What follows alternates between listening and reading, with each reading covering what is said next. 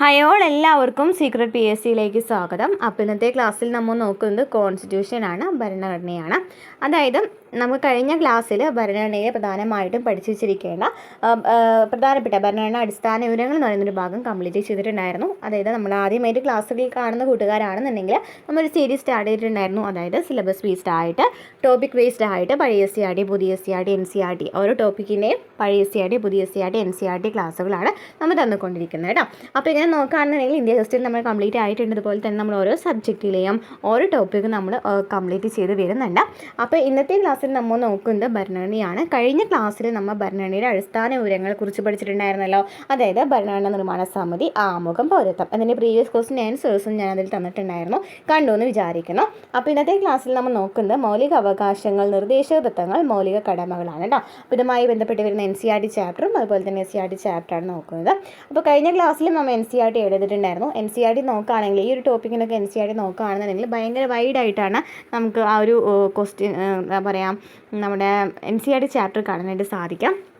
അപ്പോൾ ഞാനതിൽ പ്രധാനമായിട്ടും പഠിക്കേണ്ട N C R T points മാത്രമാണ് ഈ ഒരു ക്ലാസ്സിലൂടെ പറയുന്നത് കേട്ടോ. ഞാൻ ടെക്സ്റ്റ് ബുക്ക് എന്തായാലും നമ്മുടെ ടെലിഗ്രാം ഗ്രൂപ്പിൽ ഇടുന്നുണ്ട്. അപ്പോൾ അതൊന്ന് വായിച്ച് നോക്കി നോക്കാം. നമുക്ക് അത്രയ്ക്കും പഠിക്കേണ്ട ആവശ്യമൊന്നുമില്ല. നമുക്ക് പ്രധാനമായിട്ടും പഠിച്ചിരിക്കേണ്ട ചോദ്യങ്ങൾ മാത്രം പഠിച്ചാൽ മതി. പക്ഷേ എന്താണ്, എൻ സി ആർ ടി കൂടി എന്തായാലും വായിച്ച് വെച്ചിരിക്കണം. എങ്ങനെയാണ് ക്വസ്റ്റ്യൻസ് വരാമെന്ന് പറയാൻ പറ്റില്ല. അപ്പോൾ അതിൽ പ്രധാനപ്പെട്ട പോയിൻറ്റ്സ് ഞാൻ എന്തായാലും എടുത്ത് പറയുന്നുണ്ട്. അതിനുശേഷം ഈ ടെക്സ്റ്റ് ബുക്ക് കൂടെ ഒന്ന് വായിച്ച് നോക്കാനായിട്ട് ശ്രമിക്കും കേട്ടോ. അപ്പോൾ ഇന്നത്തെ ക്ലാസ്സിലേക്ക് കിടക്കാം അല്ലേ. അപ്പോൾ ഈ ഒരു മൗലിക അവകാശങ്ങളും ഈ ഒരു മൗലിക കടമകളുണ്ടല്ലോ, നമുക്ക് പഴയ എസ് സി ആർ ടിയിലും എടുത്ത് പറയുന്നുണ്ട്. പഴയ എസ് സി ആർ ടിയിലും പുതിയ എസ് സി ആർ ടിയിലും വരുന്നുണ്ട്. അതിനാൽ തന്നെ ഞാൻ ഈ കഴിഞ്ഞ പഴയ എസ് സി ആർ ടിയും പുതിയ എസ് സി ആർ ടിയും കൂടി ആഡ് ചെയ്യുന്നുണ്ട് കേട്ടോ. അപ്പോൾ നമുക്ക് എന്താ അതിൽ പ്രധാനപ്പെട്ട പോയിൻറ്റ്സ് ഒന്നും വിട്ട് പോകരുതല്ലോ. അതിനാൽ തന്നെ ഞാൻ പഴയ S C R T add ചെയ്യുന്നുണ്ട്, പുതിയ S C R T add ചെയ്യുന്നുണ്ട്. അപ്പോൾ ഈ രണ്ട് അപ്പോൾ നമുക്ക് കോമൺ ആയിട്ട് വരുന്ന പോയിൻറ്റ്സ് ഉണ്ടായിരിക്കും അല്ലേ. മൗലിക അവകാശങ്ങൾ എന്ന് പറയുമ്പോൾ കോമൺ ആയിട്ട് വരുന്ന പോയിൻറ്റ്സ് ഉണ്ടായിരിക്കും. പക്ഷേ പഴയ എസ് സി ആർ ടി നോക്കുകയാണെങ്കിൽ അതിൽ ആർട്ടിക്കിൾസ് പറഞ്ഞ് പോകുന്നുണ്ട്. അങ്ങനെ ചെറിയ ചെറിയ ഡിഫറൻസ് ആണുള്ളത്. നമുക്ക് എന്തായാലും ആർട്ടിക്കിൾസൊക്കെ പഠിച്ച് വെച്ചിരിക്കണം. അപ്പോൾ ക്ലാസ്സുകൾ കാണാം. അതിന് ശേഷം ഇതിൻ്റെ മൗലിക അവകാശങ്ങളിലൊക്കെ നമ്മൾ പ്രീവിയസ് ക്വസ്റ്റ്യൻ ആൻസേഴ്സ് ചെയ്തിട്ടുണ്ട്. ഞാൻ ക്ലാസ്സിൽ ലെങ്ത്ത് അതിൽ കൂടുതലല്ലാന്നുണ്ടെങ്കിൽ ഞാൻ അതിൻ്റെ ഒപ്പം ആഡ് ചെയ്യാം. അല്ലാന്നുണ്ടെങ്കിൽ ഞാൻ സെപ്പറേറ്റ് ആയിട്ട് അതിൻ്റെ ലിങ്ക് ഞാൻ ഡിസ്ക്രിപ്ഷനിൽ കൊടുക്കാം കേട്ടോ. അപ്പോൾ ക്ലാസ്സുകൾ ഇഷ്ടപ്പെട്ടാൽ സബ്സ്ക്രൈബ് ചെയ്യുക, സപ്പോർട്ട് ചെയ്യുക, ലൈക്ക് ചെയ്യുക, കമൻറ്റ് ചെയ്യുക, ഹൈപ്പ് ചെയ്യുക. അതുപോലെ തന്നെ ഓരോ ടോപ്പിക്കിൻ്റെയും പ്രീവിയസ് ക്വസ്റ്റ്യൻ ആൻസേഴ്സ് നമ്മൾ തരുന്നുണ്ട്. കമ്പ്യൂട്ടർ, മലയാളം, ഇംഗ്ലീഷ്, അതുപോലെ തന്നെ സുപ്രധാന നിയമങ്ങൾ, പിന്നെ എന്താണ് ഭരണ സംവിധാനങ്ങൾ എന്ന് പറയുന്ന ഭാഗങ്ങളിൽ നോക്കി S C R T chapters ഇതാ പഠിക്കേണ്ടതെന്നും N C R T chapters ഏതാ പഠിക്കേണ്ടതെന്നൊക്കെ നമ്മൾ പറഞ്ഞിട്ടുണ്ടായിരുന്നു. അതിന് പ്രീവിയസ് ക്വസ്റ്റ്യൻ ആൻസേഴ്സും നമ്മൾ തന്നിട്ടുണ്ടായിരുന്നു, കണ്ടു എന്ന് വിചാരിക്കുന്നു. അപ്പോൾ ക്ലാസ്സിലേക്ക് കിടക്കാം അല്ലേ. നമുക്ക് ഒരു പ്രസംഗത്തിൻ്റെ ഭാഗം നൽകിയിട്ടുണ്ട്. സമത്വത്തിൻ്റെ അഭാവത്തിൽ സ്വാതന്ത്ര്യം അനേകരുടെ മേൽ ചുരുക്കം ചിലരുടെ ആധിപത്യം സൃഷ്ടിക്കും. സ്വാതന്ത്ര്യത്തിൻ്റെ അഭാവത്തിലുള്ള സമത്വം വ്യക്തി മുന്നേറ്റങ്ങളെ ഹനിക്കും. സാഹോദര്യത്തിൻ്റെ അഭാവത്തിൽ സമത്വത്തിനും സ്വാതന്ത്ര്യത്തിനും സ്വാഭാവികത കൈവരിക്കാൻ കഴിയില്ല. ഇതാരാണ് പറഞ്ഞിരിക്കുന്നത്? ഡോക്ടർ ബി ആർ അംബേദ്കറിൻ്റെ പ്രസംഗമാണ്. കോൺസ്റ്റിറ്റ്യൂവൻ്റ് അസംബ്ലിയിൽ പറഞ്ഞിട്ടുള്ള ഭരണഘടനാ നിർമ്മാണ സഭയിൽ അദ്ദേഹം പറഞ്ഞൊരു പ്രസംഗമാണ് നമുക്ക് തന്നിരിക്കുന്നത്. നോക്കാം. നമ്മുടെ ഭരണഘടനാ ശില്പി ആരാണ്? ഡോക്ടർ ബി ആർ അംബേദ്കർ ആണ് അല്ലേ. ഭരണഘടനാ ശില്പി എന്ന് പറയുന്ന ആരാണ്? ഡോക്ടർ ബി ആർ അംബേദ്കർ ആണ്. അദ്ദേഹം 1949 നവംബർ 25 ഭരണഘടനാ നിർമ്മാണ സഭയിൽ നടത്തിയ പ്രസംഗത്തിൻ്റെ പ്രസക്ത ഭാഗമാണ് മുകളിൽ നൽകിയിരിക്കുന്നത്. സമത്വത്തിൻ്റെയും സ്വാതന്ത്ര്യത്തിൻ്റെയും സാഹോദര്യത്തിൻ്റെയും പ്രാധാന്യമാണ് ഈ വാക്കുകളിൽ നിന്നും വ്യക്തമാക്കുന്നത്. അപ്പോൾ 1949 നവംബർ 26 അല്ലേ. നവംബർ 26 എന്താണ് പ്രത്യേകത? നവംബർ 26 ഭരണഘടനാ നിർമ്മാണ സഭ ഭരണഘടന അംഗീകരിക്കുന്നത് അല്ലേ. അപ്പം അത് കാരണം ഭരണഘടനാ ദിനം എന്ന് ചോദിക്കുകയാണെങ്കിൽ ഏതാണ്? നവംബർ 26. അപ്പോൾ നവംബർ തൊട്ട് മുമ്പത്തെ ദിവസം അദ്ദേഹം പറഞ്ഞിട്ടുള്ള ഒരു പ്രസംഗത്തിൻ്റെ ഒരു ഭാഗമാണ് നമുക്ക് തന്നിരിക്കുന്നത്. ഇതിലെന്താണ് പറയുന്നത്? ഇന്ത്യൻ ഭരണഘടനയുടെ ആമുഖത്തിൽ നീതി, സ്വാതന്ത്ര്യം, സമത്വം, സാഹോദര്യം എന്നിവ എല്ലാ പൗരർക്കുമായി സംരക്ഷിക്കുമെന്ന് പ്രഖ്യാപിക്കുന്നുണ്ട് ഇല്ലേ. ആമുഖം നോക്കുകയാണെന്നുണ്ടെങ്കിൽ അറിയാം. ഫസ്റ്റ് പേജിൽ എന്തൊക്കെ പറയുന്നുണ്ട്? നീതി, സ്വാതന്ത്ര്യം, സമത്വം, സാഹോദര്യം എന്നിവയെക്കുറിച്ച് പറയുന്നുണ്ട് അല്ലേ. ഇതിലെന്താ പറയുന്നത്? എല്ലാ പൗരർക്കുമായിട്ട് സംരക്ഷിക്കുമെന്ന്. ഇതൊക്കെ എന്താണ്? എല്ലാ പൗരർക്കുമായി സംരക്ഷിക്കുമെന്ന് പ്രഖ്യാപിക്കുന്നുണ്ട്. മൗലിക അവകാശങ്ങളായും രാഷ്ട്രനയത്തിൻ്റെ നിർദ്ദേശക തത്വങ്ങളായും ഇവയെ ഭരണഘടനയിൽ ഉൾപ്പെടുത്തിയിരിക്കുന്നു. മൗലിക അവകാശങ്ങളായിട്ടും നിർദ്ദേശക തത്വങ്ങളായിട്ടാണ് ഇത് ഉൾപ്പെടുത്തിയിരിക്കുന്നത്. അതോടൊപ്പം രാഷ്ട്രത്തോടും സമൂഹത്തോടും പൗരർ പുലർത്തേണ്ട മൗലിക കർത്തവ്യങ്ങളും ഭരണഘടനയിൽ പ്രതിപാദിച്ചിരിക്കുന്നു അല്ലേ. മൗലിക കർത്തവ്യങ്ങളെ കുറിച്ചിട്ടും ഭരണഘടനയിൽ പറയുന്നുണ്ട്. ഇന്ത്യൻ ഭരണഘടനയിൽ പ്രതിപാദിച്ചിട്ടുള്ള അവകാശങ്ങളും നിർദ്ദേശക തത്വങ്ങളും കർത്തവ്യങ്ങളുമാണ് ഈ പാഠത്തിൽ ചർച്ച ചെയ്യുന്നത്. അപ്പോൾ നമുക്ക് നോക്കാം. അതിനു മുമ്പായിട്ട് നമുക്ക് ഭരണഘടനാ നിർമ്മാണ സഭ നോക്കാം. 1946 ഡിസംബർ 6 ഭരണഘടനാ നിർമ്മാണ സഭ നിലവിൽ വന്നത്. അപ്പോൾ എന്നാണ് കോൺസ്റ്റിറ്റ്യൂവന്റ് അസംബ്ലി അല്ലെങ്കിൽ ഭരണഘടനാ നിർമ്മാണ സഭ നിലവിൽ വന്നതെന്നാണ് 1946 ഡിസംബർ 6 ഭരണഘടനാ നിർമ്മാണ സഭ നിലവിൽ വന്നത്. ഡോക്ടർ രാജേന്ദ്ര പ്രസാദ് ആയിരുന്നു സഭയുടെ അധ്യക്ഷൻ. അപ്പോൾ ആരാണ് സഭയുടെ അധ്യക്ഷൻ? ആരാണ്? ഡോക്ടർ രാജേന്ദ്ര പ്രസാദ് ആണ് സഭയുടെ അധ്യക്ഷൻ അല്ലെ. സ്ഥിരം അധ്യക്ഷനായിട്ട് തെരഞ്ഞെടുത്ത ആരെയാണ്? ഡോക്ടർ രാജേന്ദ്ര പ്രസാദിനെയാണ്. ഇന്ത്യയുടെ പ്രഥമ പ്രധാനമന്ത്രിയായ ജവഹർലാൽ നെഹ്റു 3 പ്രധാന ഉപസമിതികളുടെ അധ്യക്ഷനായിരുന്നു. അപ്പോൾ ജവഹർലാൽ നെഹ്റു ആരാണ്? പ്രഥമ പ്രധാനമന്ത്രിയാണ് അല്ലേ. ആദ്യത്തെ പ്രധാനമന്ത്രിയാണ് ആര്? ജവഹർലാൽ നെഹ്റു. അദ്ദേഹവും 3 പ്രധാന ഉപസമിതികളുടെ അധ്യക്ഷനായിരുന്നു. രൂപീകരണ വേളയിൽ 389 അംഗങ്ങൾ ഉണ്ടായിരുന്ന സഭ 1947 സ്വാതന്ത്ര്യ ലബ്ധിക്ക് ശേഷം 299 അംഗങ്ങളായി പുനഃസംഘടിക്കപ്പെട്ടു. അപ്പോൾ ചോദിക്കാവുന്ന ക്വസ്റ്റ്യൻ ആണ്, ഭരണഘടനാ നിർമ്മാണ സഭയിലെ അംഗങ്ങളുടെ എണ്ണം ആ രൂപീകരണ സമയത്ത് അംഗങ്ങളുടെ എണ്ണം എത്രയായിരുന്നു? 389 ആയിരുന്നു. എന്നാൽ സ്വാതന്ത്ര്യത്തിന് ശേഷം 1947 ശേഷം അംഗങ്ങൾ എത്ര എണ്ണായിട്ട് മാറി? 299 അംഗങ്ങളായിട്ട് മാറി. അപ്പോൾ എന്തൊക്കെയാ ക്വസ്റ്റ്യൻസ് ആണ് നമുക്ക് ഇതിൽ നിന്ന് കിട്ടിയത്? ഇന്ത്യൻ ഭരണഘടനാ നിർമ്മാണ സഭ നിലവിൽ വന്നത് എന്നാണ് 1946 ഡിസംബർ 6 ഭരണഘടനാ നിർമ്മാണ സഭ നിലവിൽ വന്നത്. സ്ഥിരം അധ്യക്ഷനായിട്ട് തെരഞ്ഞെടുത്തത് ഡോക്ടർ രാജേന്ദ്ര പ്രസാദിനെയാണ്. അതുപോലെ തന്നെ ഇന്ത്യയുടെ പ്രഥമ പ്രധാനമന്ത്രിയാണ് ജവഹർലാൽ നെഹ്റു. അദ്ദേഹത്തിനും പ്രധാന 3 സമിതികൾ ഉണ്ടായിരുന്നു, ഉപസമിതികൾ ഉണ്ടായിരുന്നു. പിന്നെന്താണ് പറഞ്ഞത്? 389 അംഗങ്ങളാണ് കോൺസ്റ്റിറ്റ്യൂവന്റ് അസംബ്ലിയിൽ ഉണ്ടായിരുന്നത് അല്ലേ. ഭരണഘടനാ നിർമ്മാണ സമിതിയിൽ ഉണ്ടായിരുന്നത് 299 ആയിട്ട് മാറി എന്ന് 1947 ശേഷം സ്വാതന്ത്ര്യം ലഭിച്ചതിന് ശേഷം 299 അംഗങ്ങളായിട്ട് മാറിയിട്ടുണ്ടായിരുന്നു. എന്താണ് അവകാശങ്ങൾ? റൈറ്റ്സ്. അവകാശങ്ങളുടെ പ്രാധാന്യത്തെക്കുറിച്ചുള്ള സെമിനാറിൽ പങ്കെടുത്തതിന് ശേഷം കുട്ടികൾ ടീച്ചറോട് സംസാരിക്കുന്നത് ശ്രദ്ധിക്കൂ. എന്തൊക്കെയാണ് പറയുന്നത്? ടീച്ചർ അഭിപ്രായങ്ങൾ തുറന്നു പറയാനുള്ള സ്വാതന്ത്ര്യമുണ്ടെന്ന് സെമിനാറിൽ പറഞ്ഞു. അത് ഞങ്ങളുടെ അവകാശമല്ലേ അല്ലേ? അതെ, മൗലിക അവകാശങ്ങളിൽ വരുന്നതാണ് അഭിപ്രായ സ്വാതന്ത്ര്യം അല്ലേ. മൗലിക സ്വാതന്ത്ര്യത്തിൽ വരുന്നതാണ്, മൗലിക അവകാശങ്ങളിലെ മൗലിക സ്വാതന്ത്ര്യത്തിൽ വരുന്നതാണ് എന്ത് പറയുന്നത്? അഭിപ്രായങ്ങൾ എന്ന് പറയുന്നത്. അഭിപ്രായങ്ങൾ തുറന്ന് സംസാരിക്കുന്നതിനുള്ള അല്ലേ അഭിപ്രായങ്ങൾ പറയാനുള്ള സ്വാതന്ത്ര്യം ഉണ്ട്. ശരിയാണ്. ഇനി എന്താണ് പറയുന്നത്? ചൂഷണങ്ങളിൽ നിന്നും സംരക്ഷണം ലഭിക്കുവാനുള്ള അവകാശവും ഞങ്ങൾക്കുണ്ടെന്ന് സെമിനാറിൽ പറഞ്ഞു. ഉണ്ടല്ലേ, ആർട്ടിക്കിൾ 23, 24 ഇല്ലല്ലേ പറയുന്നത്? ചൂഷണങ്ങളിൽ നിന്നുള്ള സംരക്ഷണം ലഭിക്കുവാനുള്ള അവകാശത്തെക്കുറിച്ച് പറയുന്നുണ്ട്. അപ്പോൾ അതും അതാണ് മൗലിക അവകാശമാണ്. എന്താണ് ഈ മൗലിക സ്വാതന്ത്ര്യങ്ങളെ കുറിച്ച് പറയുന്ന ആർട്ടിക്കിൾ ഏതാണ്? ആർട്ടിക്കിൾ 19 കേട്ടോ സ്വാതന്ത്ര്യങ്ങളെ കുറിച്ച് പറയുന്നത്. നമുക്ക് നോക്കാം. അപ്പോൾ എന്താ ടീച്ചർ പറയുന്നത്? ശരിയാണ്, ഇവയൊക്കെ രാഷ്ട്രം ഭരണഘടനാപരമായി എല്ലാവർക്കും അനുവദിച്ചിട്ടുള്ളവയാണ്. അപ്പോൾ നമുക്ക് ഇതിൽ നിന്ന് എന്തൊക്കെ അവകാശങ്ങളുണ്ടെന്ന് നമുക്ക് മനസ്സിലായില്ലേ. അവകാശങ്ങൾ എന്നാൽ ഉന്നയിക്കപ്പെടുന്ന അവകാശവാദങ്ങളിൽ സമൂഹം സ്വീകരിക്കുകയും രാഷ്ട്രം നിയമം വഴി അംഗീകരിച്ച് നടപ്പിലാക്കുകയും ചെയ്യുന്നവയാണ്. വ്യക്തികൾക്ക് അവകാശങ്ങൾ ഉണ്ടെന്ന് ഉറപ്പുവരുത്തേണ്ടത് ജനാധിപത്യ സംവിധാനങ്ങളുടെ ഉത്തരവാദിത്തമാണ്. ഇവ നിയമം വഴി നടപ്പിലാക്കേണ്ടത് ഗവൺമെൻറ്റാണ്. അതിനായി മിക്ക ജനാധിപത്യ രാജ്യങ്ങളുടെയും ഭരണഘടനയിൽ ഒരു പട്ടിക ഉൾപ്പെടുത്തിയിട്ടുണ്ട്. ഈ അവകാശങ്ങളുടെ പട്ടിക വ്യക്തികളുടെ അവകാശങ്ങളിൽ ഇടപെടുന്നതിന് ഗവൺമെൻറ്റിന് ചില പരിമിതികൾ ഏർപ്പെടുത്തിയിരിക്കുന്നു.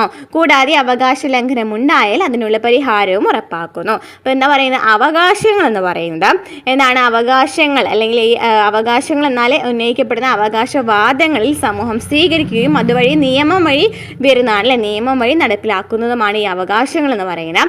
ഇതാരാണ് ഉറപ്പുവരുത്തേണ്ടത്? ഈ മൗലിക അവകാശങ്ങൾ ഉറപ്പുവരുത്തേണ്ടത് ആരാണ്? ജനാധിപത്യ സംവിധാനങ്ങളാണ്. നടപ്പിലാക്കേണ്ടത് ആരാണ്? നിയമം വഴി നടപ്പിലാക്കേണ്ടത് ആരാണ്? ഗവൺമെൻറ് ആണ് നിയമം വഴി നടപ്പിലാക്കേണ്ടത്. ഇതിനായിട്ട് മിക്ക ജനാധിപത്യ രാജ്യങ്ങളിലും ഒരു പട്ടിക തന്നെ എന്തുണ്ട്? മൗലിക അവകാശങ്ങളെ കുറിച്ച് പറയുന്നുണ്ട്.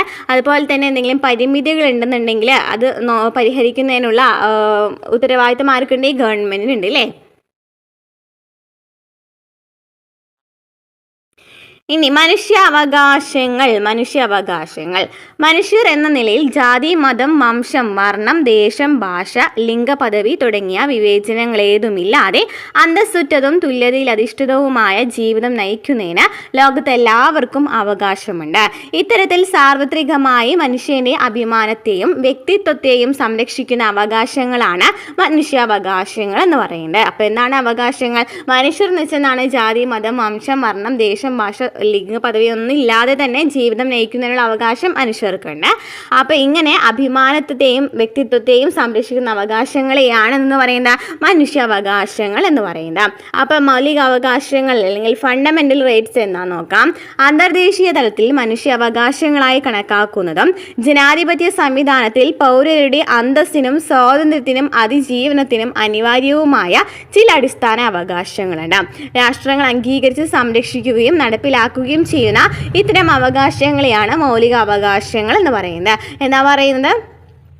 ജനാധിപത്യ സംവിധാനത്തിൽ സ്വാതന്ത്ര്യത്തിനും അതിജീവനത്തിനും വേണ്ടിയിട്ടുള്ള ചില അടിസ്ഥാന അവകാശങ്ങൾ മനുഷ്യർക്ക് നൽകിയിട്ടുണ്ട് അല്ലേ. ഇതിനെ മനുഷ്യാവകാശങ്ങളായിട്ടാണ് കണക്കാക്കുന്നത്. ഇത് രാഷ്ട്രങ്ങൾ അംഗീകരിച്ച് സംരക്ഷിക്കുകയും നടപ്പിലാക്കുകയും ചെയ്യുന്ന ഈ അവകാശങ്ങളെയാണ് എന്തെന്ന് പറയുന്നത് മൗലിക അവകാശങ്ങൾ എന്ന് പറയുന്നത്. രാഷ്ട്രങ്ങൾ അംഗീകരിച്ച് സംരക്ഷിക്കുകയും നടപ്പിലാക്കുകയും ചെയ്യുന്ന ഇത്തരം അവകാശങ്ങളെയാണ് മൗലിക അവകാശങ്ങൾ എന്ന് പറയുന്നത്. ലോകത്തെ വിവിധ രാജ്യങ്ങളുടെ ഭരണഘടനകളിൽ അതത് രാജ്യങ്ങളിലെ സാഹചര്യങ്ങൾക്കനുസരിച്ച് ചില സുപ്രധാന അവകാശങ്ങൾ മൗലിക അവകാശങ്ങൾ ആയിട്ട് ഉൾക്കൊള്ളിച്ചിട്ടുണ്ട്. അപ്പോൾ പല ഭരണഘടനയിലും ലോകത്തെ വിവിധ രാജ്യങ്ങളിലെ ഭരണഘടനയിലും എന്ത് പറയുന്നുണ്ട്? ഈ മൗലിക അവകാശങ്ങളെ കുറിച്ച് പറയുന്നുണ്ട്. മാനവ ചരിത്രത്തിലെ ചില സുപ്രധാന ഏടുകളാണ് മൗലിക അവകാശങ്ങൾ എന്ന ആശയത്തിലേക്ക് വഴിതെളിച്ചത്. അപ്പോൾ ഈ മൗലിക അവകാശങ്ങൾ എന്നതിലേക്ക് വഴി തെളിയിച്ചത് എന്തൊക്കെ കാര്യങ്ങളാണ് എന്ന് നമുക്ക് നോക്കാം. മൗലിക അവകാശങ്ങളുടെ നാൾ വഴിയിലെ അതിൽ വരുന്ന പ്രധാനപ്പെട്ട ഒരു പോയിന്റാണ് Magna Carta. Magna Carta 1215 Magna Carta പൗരാവകാശങ്ങളെയും സ്വാതന്ത്ര്യത്തെയും പരാമർശിക്കുന്ന ലോകത്തിലെ ആദ്യത്തെ ഔദ്യോഗിക രേഖയാണ് മാഗ്നാ കാർട്ട. പൗരാവകാശങ്ങളെയും സ്വാതന്ത്ര്യത്തെയും പരാമർശിക്കുന്ന ലോകത്തിലെ തന്നെ ആദ്യത്തെ ഔദ്യോഗിക രേഖയായിരുന്നു എന്ത് പറയുന്ന മാഗ്നാ കാർട്ട എന്ന് പറയുന്നത്. അപ്പോൾ എന്താണ് മാഗ്നാ കാർട്ട നോക്കാം. ബ്രിട്ടനിൽ അവകാശങ്ങളെ സംബന്ധിച്ച് രൂപപ്പെട്ട ആദ്യകാല രേഖയാണ് മാഗ്നാ കാർട്ട. അപ്പം മാഗ്നാ കാർട്ട എവിടെയാണ് രൂപപ്പെട്ടത്? ബ്രിട്ടനിലാണ് രൂപപ്പെട്ടത്. അവകാശങ്ങളെ സംബന്ധിച്ചുള്ള ആദ്യത്തെ രേഖ എന്ന് പറയുന്നത് ഇതാണ് മാഗ്നാ കാർട്ടയാണ്. വലിയ പ്രമാണം എന്നാണ് ഇതിൻ്റെ അർത്ഥം. മാഗ്നാ കാർട്ട എന്ന് വെച്ചാൽ അർത്ഥം വലിയ പ്രമാണം എന്നാണ്. രാജാവും രാജാവിൻ്റെ ഭരണകൂടവും നിയമത്തിന് അതീതരല്ല എന്ന് പ്രഖ്യാപിക്കുന്ന ഔദ്യോഗിക പ്രമാണമാണിത്. രാജാവും രാജാവിൻ്റെ ഭരണകൂടവും നിയമത്തിന് അതീതരല്ല എന്ന് പറയുന്ന ഒരു പ്രമാണമാണിത്. 1215 ഇംഗ്ലണ്ടിലെ ഭരണാധികാരിയായിരുന്ന ജോൺ രാജാവിനെ ഈ രേഖയിൽ ജനങ്ങൾ നിർബന്ധിച്ച് ഒപ്പുവെപ്പിക്കുകയായിരുന്നു. അപ്പോൾ 1215 എന്ത് വരുന്നത്? മാഗ്നാ കാർട്ട വന്നത് അല്ലേ. ഈ മാഗ്നാ കാർട്ടയിൽ ഒപ്പുവെച്ച രാജാവാരാണ്? ജോൺ രാജാവാണ്. ജോൺ രാജാവാണ് മാഗ്നാ കാർട്ടയിൽ 1215 ഒപ്പുവെക്കുന്നത്. നിർബന്ധപൂർവ്വമാണ് ഒപ്പുവെക്കുന്നത് അല്ലേ. ജനങ്ങളുടെ നിർബന്ധപൂർവ്വമാണ് അദ്ദേഹം ഒപ്പുവെക്കുന്നത്. ബ്രിട്ടീഷ് പാർലമെന്റിന്റെ അധികാരങ്ങൾക്കും നിയമതത്വങ്ങൾക്കും ഇത് പിന്നീട് അടിസ്ഥാനമായി മാറി. ഇംഗ്ലണ്ടിലെ petition of rights, bill of rights എന്നീ അവകാശ രേഖകൾ മാഗ്നാ കാർട്ടയുടെ സ്വാധീനത്താൽ രൂപപ്പെട്ടവയാണ്. അപ്പോൾ എന്താ പറയുന്നത്? ഇംഗ്ലണ്ടിലെ petition of rights, bill of rights എന്നീ അവകാശ രേഖകൾ മാഗ്നാ കാർട്ടയുടെ സ്വാധീനത്തിൽ രൂപപ്പെട്ടവയാണ്. ഓക്കെ, ക്ലിയർ ആയല്ലോ. ഇനി എന്താണ് പറയുന്നത്? അപ്പോൾ എന്ത് പഠിച്ചു വയ്ക്കുക? പെറ്റീഷൻ ഓഫ് റൈറ്റ്സും ബിൽ ഓഫ് റൈറ്റ്സും ഒക്കെ എന്താണ്? മൗലിക അവകാശങ്ങളിൽ വരുന്നതാണ് അല്ലേ ആദ്യകാലത്തെ. ഇനി അമേരിക്കൻ അവകാശ പത്രിക. അപ്പോൾ നമ്മൾ എവിടത്തെയാണ് പറഞ്ഞത്? ബ്രിട്ടനിലേ പറഞ്ഞു അല്ലേ. ഇനി അമേരിക്കൻ അവകാശ പത്രിക എന്താണെന്ന് നോക്കാം. അമേരിക്കൻ ഭരണഘടനയിൽ ഉൾക്കൊള്ളിച്ചിട്ടുള്ള അവകാശ പത്രികയിലാണ് അവകാശങ്ങളെ കുറിച്ച് പ്രതിപാദിച്ചിരിക്കുന്നത്. അപ്പോൾ അമേരിക്കൻ ഭരണഘടനയിലാണ് ഈ മൗലിക അവകാശങ്ങളെ കുറിച്ചിട്ട് പറയുന്നത്. എന്തൊക്കെയാണ് വരുന്നത്? മതവിശ്വാസത്തിനുള്ള അവകാശം, അഭിപ്രായ പ്രകടനത്തിനുള്ള അവകാശം, മാധ്യമ പ്രവർത്തനത്തിനുള്ള അവകാശം, സമാധാനപരമായി സംഘം ചേരുവാനുള്ള അവകാശം, ജീവനും സ്വത്തിനും സംരക്ഷണത്തിനുമുള്ള അവകാശം തുടങ്ങിയ അവകാശങ്ങൾ അമേരിക്കൻ ഭരണഘടന പൗരർക്ക് ഉറപ്പു നൽകുന്നുണ്ട്. അപ്പോൾ അമേരിക്കൻ കോൺസ്റ്റിറ്റ്യൂഷൻ എന്തൊക്കെയാണ് ഉറപ്പു നൽകുന്നത്? എന്ത് വിശ്വാസങ്ങളൊക്കെയാണ്? മതവിശ്വാസത്തിനുള്ള അവകാശം, അഭിപ്രായ പ്രകടനത്തിനുള്ള അവകാശം, മാധ്യമ പ്രവർത്തനത്തിനുള്ള അവകാശം, സമാധാനപരമായി സംഘം ചേരുവാനുള്ള അവകാശം, ജീവനും സ്വത്തിനും സംരക്ഷണത്തിനുമുള്ള അവകാശം. ഇതൊക്കെ ഈ മൗലിക അവകാശങ്ങളൊക്കെ ഇന്ത്യ കടമെടുത്തിരിക്കുന്ന എവിടെ നിന്നാണ്? അമേരിക്കയിൽ നിന്നാണ്. ഇനി അമേരിക്കൻ അവകാശ പത്രിക 1789 1789 അമേരിക്കൻ അവകാശ പത്രിക വരുന്നത്. United States bill of rights എന്നാണ് പറയുന്നത്. ലോകത്തിലെ ആദ്യത്തെ എഴുതപ്പെട്ട ഭരണഘടനയിൽ പരാമർശിച്ചിരിക്കുന്ന അവകാശ രേഖയാണ് അമേരിക്കൻ അവകാശ പത്രിക. അപ്പോൾ ലോകത്തിലെ ആദ്യത്തെ എഴുതപ്പെട്ട ഭരണഘടന ഏത് രാജ്യത്തിൻ്റെതാണ്? അമേരിക്കയുടേതാണ് അല്ലേ. എന്നാൽ ഏറ്റവും ബൃഹത്തായ ഭരണഘടന ചോദിക്കുകയാണെങ്കിൽ ഇന്ത്യയുടേതാണ്. ഏറ്റവും ചെറിയ ഭരണഘടനയാണ് അമേരിക്കയുടേത്. അവിടെയാണ് ആദ്യമായിട്ട് ഭരണഘടന വരുന്നത് അല്ലേ. ലോകത്തിലെ ആദ്യത്തെ എഴുതപ്പെട്ട ഭരണഘടനയിൽ പരാമർശിച്ചിരിക്കുന്ന അവകാശ രേഖയാണ് എന്ന് പറയുന്ന അമേരിക്കൻ അവകാശ പത്രിക. ഇനി ഫ്രഞ്ച് വിപ്ലവത്തെ തുടർന്നുണ്ടായ മനുഷ്യാവകാശ പ്രഖ്യാപനം. ഫ്രഞ്ച് വിപ്ലവം എന്നാണ് 1789 തന്നെയാണല്ലോ അല്ലേ ഫ്രഞ്ച് വിപ്ലവം നടക്കുന്നത്. ലോകരാജ്യങ്ങളെ സ്വാധീനിച്ച മനുഷ്യാവകാശങ്ങളെ നിർവചിക്കുന്ന അവകാശ പ്രമാണമാണ് എന്തെന്ന് പറയുന്നത്?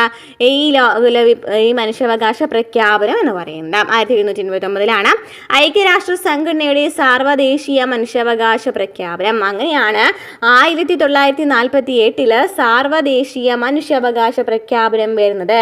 അപ്പോൾ എവിടെ നിന്നൊക്കെ തുടങ്ങി? അമേരിക്കയിൽ നിന്ന് തുടങ്ങി. അമേരിക്കയിൽ ആദ്യമായിട്ട് ഭരണഘടന നിലവിൽ വന്നു. അങ്ങനെ മനുഷ്യാവകാശ പ്രഖ്യാപനം ഫ്രഞ്ച് വിപ്ലവവുമായി ബന്ധപ്പെട്ടിട്ട് വന്നു അല്ലേ. അതിനുശേഷമാണ് മനുഷ്യാവകാശ പ്രഖ്യാപനം ഫ്രാൻസിൽ വന്നത് അല്ലേ. അതിനുശേഷം സാർവദേശീയ മനുഷ്യാവകാശ പ്രഖ്യാപനം വന്നു 1948. 1948 ഡിസംബർ 10 അല്ലേ. 1948 ഡിസംബർ 10 ഐക്യരാഷ്ട്ര സംഘടന സാർവദേശീയ മനുഷ്യാവകാശ പ്രഖ്യാപനം നടത്തുന്നത്. അതിനാൽ തന്നെ ഡിസംബർ 10 എന്തായിട്ടാണ് ഇതാക്കുന്നത്, ആചരിക്കുന്നത്? എന്താണ്? മനുഷ്യാവകാശ ദിനമായിട്ട് അല്ലേ. മനുഷ്യാവകാശ ദിനമായിട്ട് ആചരിക്കുന്നുണ്ട്. അപ്പം എല്ലാ അംഗരാജ്യങ്ങളിലും നടപ്പിലാക്കുന്നതിനായി ഐക്യരാഷ്ട്ര സംഘടന പുറപ്പെടുവിച്ച അവകാശ രേഖയാണ് സാർവദേശീയ മനുഷ്യാവകാശ പ്രഖ്യാപനം എന്ന് പറയുന്നത്. മുകളിൽ കൊടുത്തിരിക്കുന്ന അവകാശ രേഖകൾ മൗലിക അവകാശങ്ങൾ എന്ന ആശയത്തിന്റെ രൂപീകരണത്തിൽ സുപ്രധാന പങ്കുവഹിച്ചിട്ടുണ്ട്. പല ജനാധിപത്യ രാജ്യങ്ങളിലെയും ഭരണഘടനയിൽ മൗലിക അവകാശങ്ങൾ ഉൾപ്പെടുത്തിയതിൽ ഇവ സ്വാധീനം ചെലുത്തിയിട്ടുണ്ട്. നമ്മുടെ ഭരണഘടനയിലും ചില അവകാശങ്ങൾ മൗലിക അവകാശങ്ങളായി ഉൾക്കൊള്ളിച്ചിട്ടുണ്ട്. നമുക്ക് എന്തൊക്കെയാണ് ഇന്ത്യയിൽ വന്നിരിക്കുന്നത് നമുക്ക് നോക്കാം.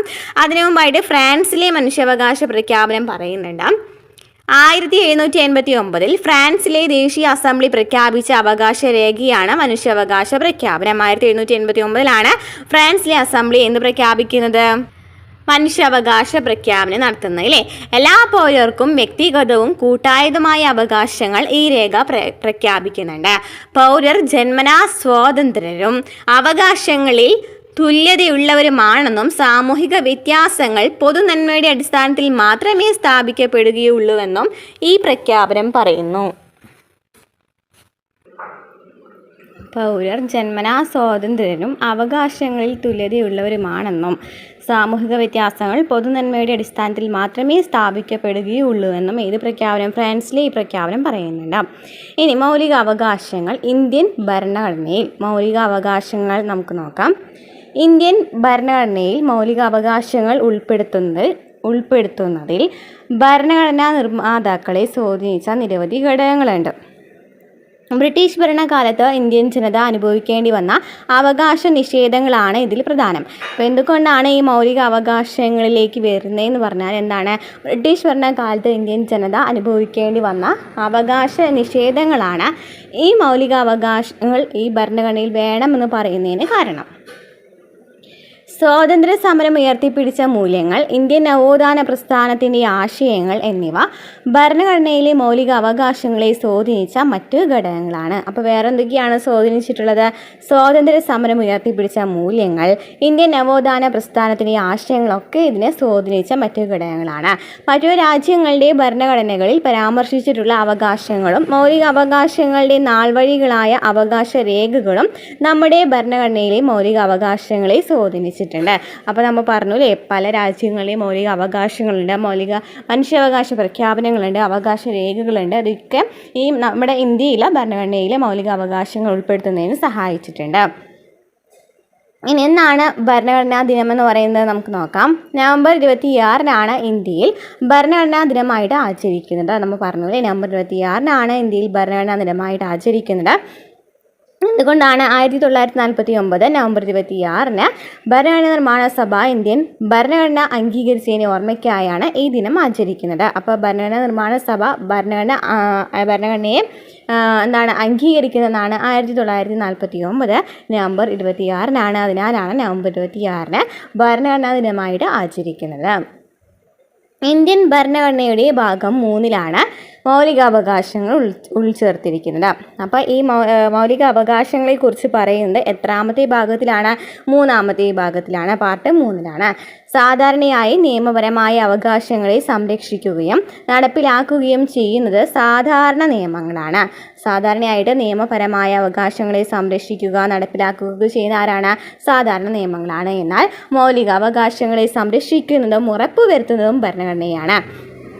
എന്താ പറയുന്നത്? നമ്മുടെ സാധാരണ ഉള്ള, അതായത് നിയമപരമായിട്ടുള്ള അവകാശങ്ങൾ സംരക്ഷിക്കുകയും നടപ്പിലാക്കുകയും ചെയ്യുന്ന സാധാരണ നിയമങ്ങളാണ്. എന്നാൽ മൗലിക അവകാശങ്ങളെ സംരക്ഷിക്കുക, ഉറപ്പ് വരുത്തുന്നതൊക്കെ ആരാണ്? ഭരണഘടനയാണ്. ഓക്കെ, അപ്പോൾ സാധാരണയായി നിയമപരമായ അവകാശങ്ങളെ സംരക്ഷിക്കുകയും നടപ്പിലാക്കുന്നത് സാധാരണ നിയമങ്ങളാണെന്നുണ്ടെങ്കിൽ മൗലിക അവകാശങ്ങളെ സംരക്ഷിക്കുന്നതും ഉറപ്പ് വരുത്തുന്നതും ഭരണഘടനയാണ്. ഭരണഘടന ഉറപ്പ് നൽകുന്ന മൗലിക അവകാശങ്ങൾ ഏതൊക്കെയാണ് പരിശോധിക്കാം. അപ്പോൾ ഫസ്റ്റ് വരുന്നത് സമത്വത്തിനുള്ള അവകാശമാണ്. സമത്വത്തിനുള്ള അവകാശത്തെക്കുറിച്ച് പറയുന്ന ആർട്ടിക്കിൾ എത്രയാണ് അറിയോ? എത്രയാണ്? 14 മുതൽ 18 വരെയാണ് സമത്വത്തിനുള്ള അവകാശത്തെക്കുറിച്ച് പറയുന്ന ആർട്ടിക്കിൾ കേട്ടോ. നമ്മുടെ രാജ്യത്ത് എല്ലാവർക്കും നിയമത്തിന് മുന്നിൽ തുല്യതയും തുല്യ നിയമ സംരക്ഷണവും ഉറപ്പുവരുത്തുന്ന അവകാശമാണ് സമത്വത്തിനുള്ള അവകാശം എന്ന് പറയുന്നത്. നമ്മുടെ രാജ്യത്ത് എല്ലാവർക്കും നിയമത്തിന് മുന്നിൽ തുല്യതയും തുല്യ നിയമ സംരക്ഷണവും ഉറപ്പുവരുത്തുന്ന അവകാശമാണ് സമത്വത്തിനുള്ള അവകാശം. ഈ അവകാശ പ്രകാരം മതം, വർഗം, ജാതി, ലിംഗം, ജനനസ്ഥലം തുടങ്ങിയവയുടെ അടിസ്ഥാനത്തിൽ യാതൊരു വിവേചനവും പാടുള്ളതല്ല. ഈ അവകാശ പ്രകാരം എന്തൊക്കെയാണ്? മതം, വർഗം, ജാതി, ലിംഗം, ജനനസ്ഥലം തുടങ്ങിയവയുടെ അടിസ്ഥാനത്തിൽ യാതൊരു വിവേചനവും പാടുള്ളതല്ല. ഈ ഒരു സംഭവം, ഈ മതം, വർഗം, ജാതി, ലിംഗം എന്നിവയിലുള്ള വിവേചനത്തെക്കുറിച്ച് പറയുന്നത് ആർട്ടിക്കിൾ 15-ലാണ് കേട്ടോ. ആർട്ടിക്കിൾ 15-ലാണ്. ഇതോടൊപ്പം ഹോട്ടലുകൾ, കടകൾ, കിണറുകൾ, കുളങ്ങൾ, പൊതു സ്നാനഘട്ടങ്ങൾ, പൊതുനിരത്തുകൾ എന്നിവിടങ്ങളിൽ തുല്യ പ്രവേശനവും ഉറപ്പു നൽകുന്നു. പൊതുജോലികളിലെ അവസര സമത്വവും തൊട്ടുകൂടായ്മ നിരോധനവും സ്ഥാനപ്പേരുകൾ നിർത്തലാക്കുവാനും ഈ അവകാശ പ്രകാരം ഉറപ്പുവരുത്തുന്നുണ്ട്. അപ്പം എന്താ പറയുന്ന അവസര സമത്വം അല്ലേ? അപ്പോൾ അവസര സമത്വത്തെക്കുറിച്ച് പറയുന്ന ആർട്ടിക്കിൾ ഏതാണ്? ആർട്ടിക്കിൾ 16-ലാണ് അവസര സമത്വത്തെക്കുറിച്ച് പറയുന്നത് അല്ലേ? തൊട്ടുകൂടായ്മയെക്കുറിച്ച് പറയുന്നു ആർട്ടിക്കിൾ 17-ലാണ് എന്ത് പറയുന്നത്? തൊട്ടുകൂടായ്മ നിരോധനത്തെക്കുറിച്ച് പറയുന്നത്. ഇനി സ്ഥാനപ്പേരുകൾ നിർത്തലാക്കുന്നതിനെ കുറിച്ച് പറയുന്ന ആർട്ടിക്കിൾ 18-ലാണ്. ഓക്കെ, അപ്പോൾ ഇത്രയും ക്ലിയർ ആയെന്ന് വിചാരിക്കുന്നു. അപ്പോൾ സമത്വത്തിനുള്ള അവകാശം എന്ന് വെച്ചാൽ എന്താണ്? എല്ലാവർക്കും നിയമത്തിന് മുമ്പിലുള്ള സമത്വത്തെക്കുറിച്ച് എന്താണ് പറയുന്നത്? എല്ലാവർക്കും നിയമത്തിന് മുന്നിൽ തുല്യതയും തുല്യ സംരക്ഷണവും ഉറപ്പുവരുത്തുന്ന അവകാശമാണ് സമത്വത്തിനുള്ള അവകാശം എന്ന് പറയുന്നത്.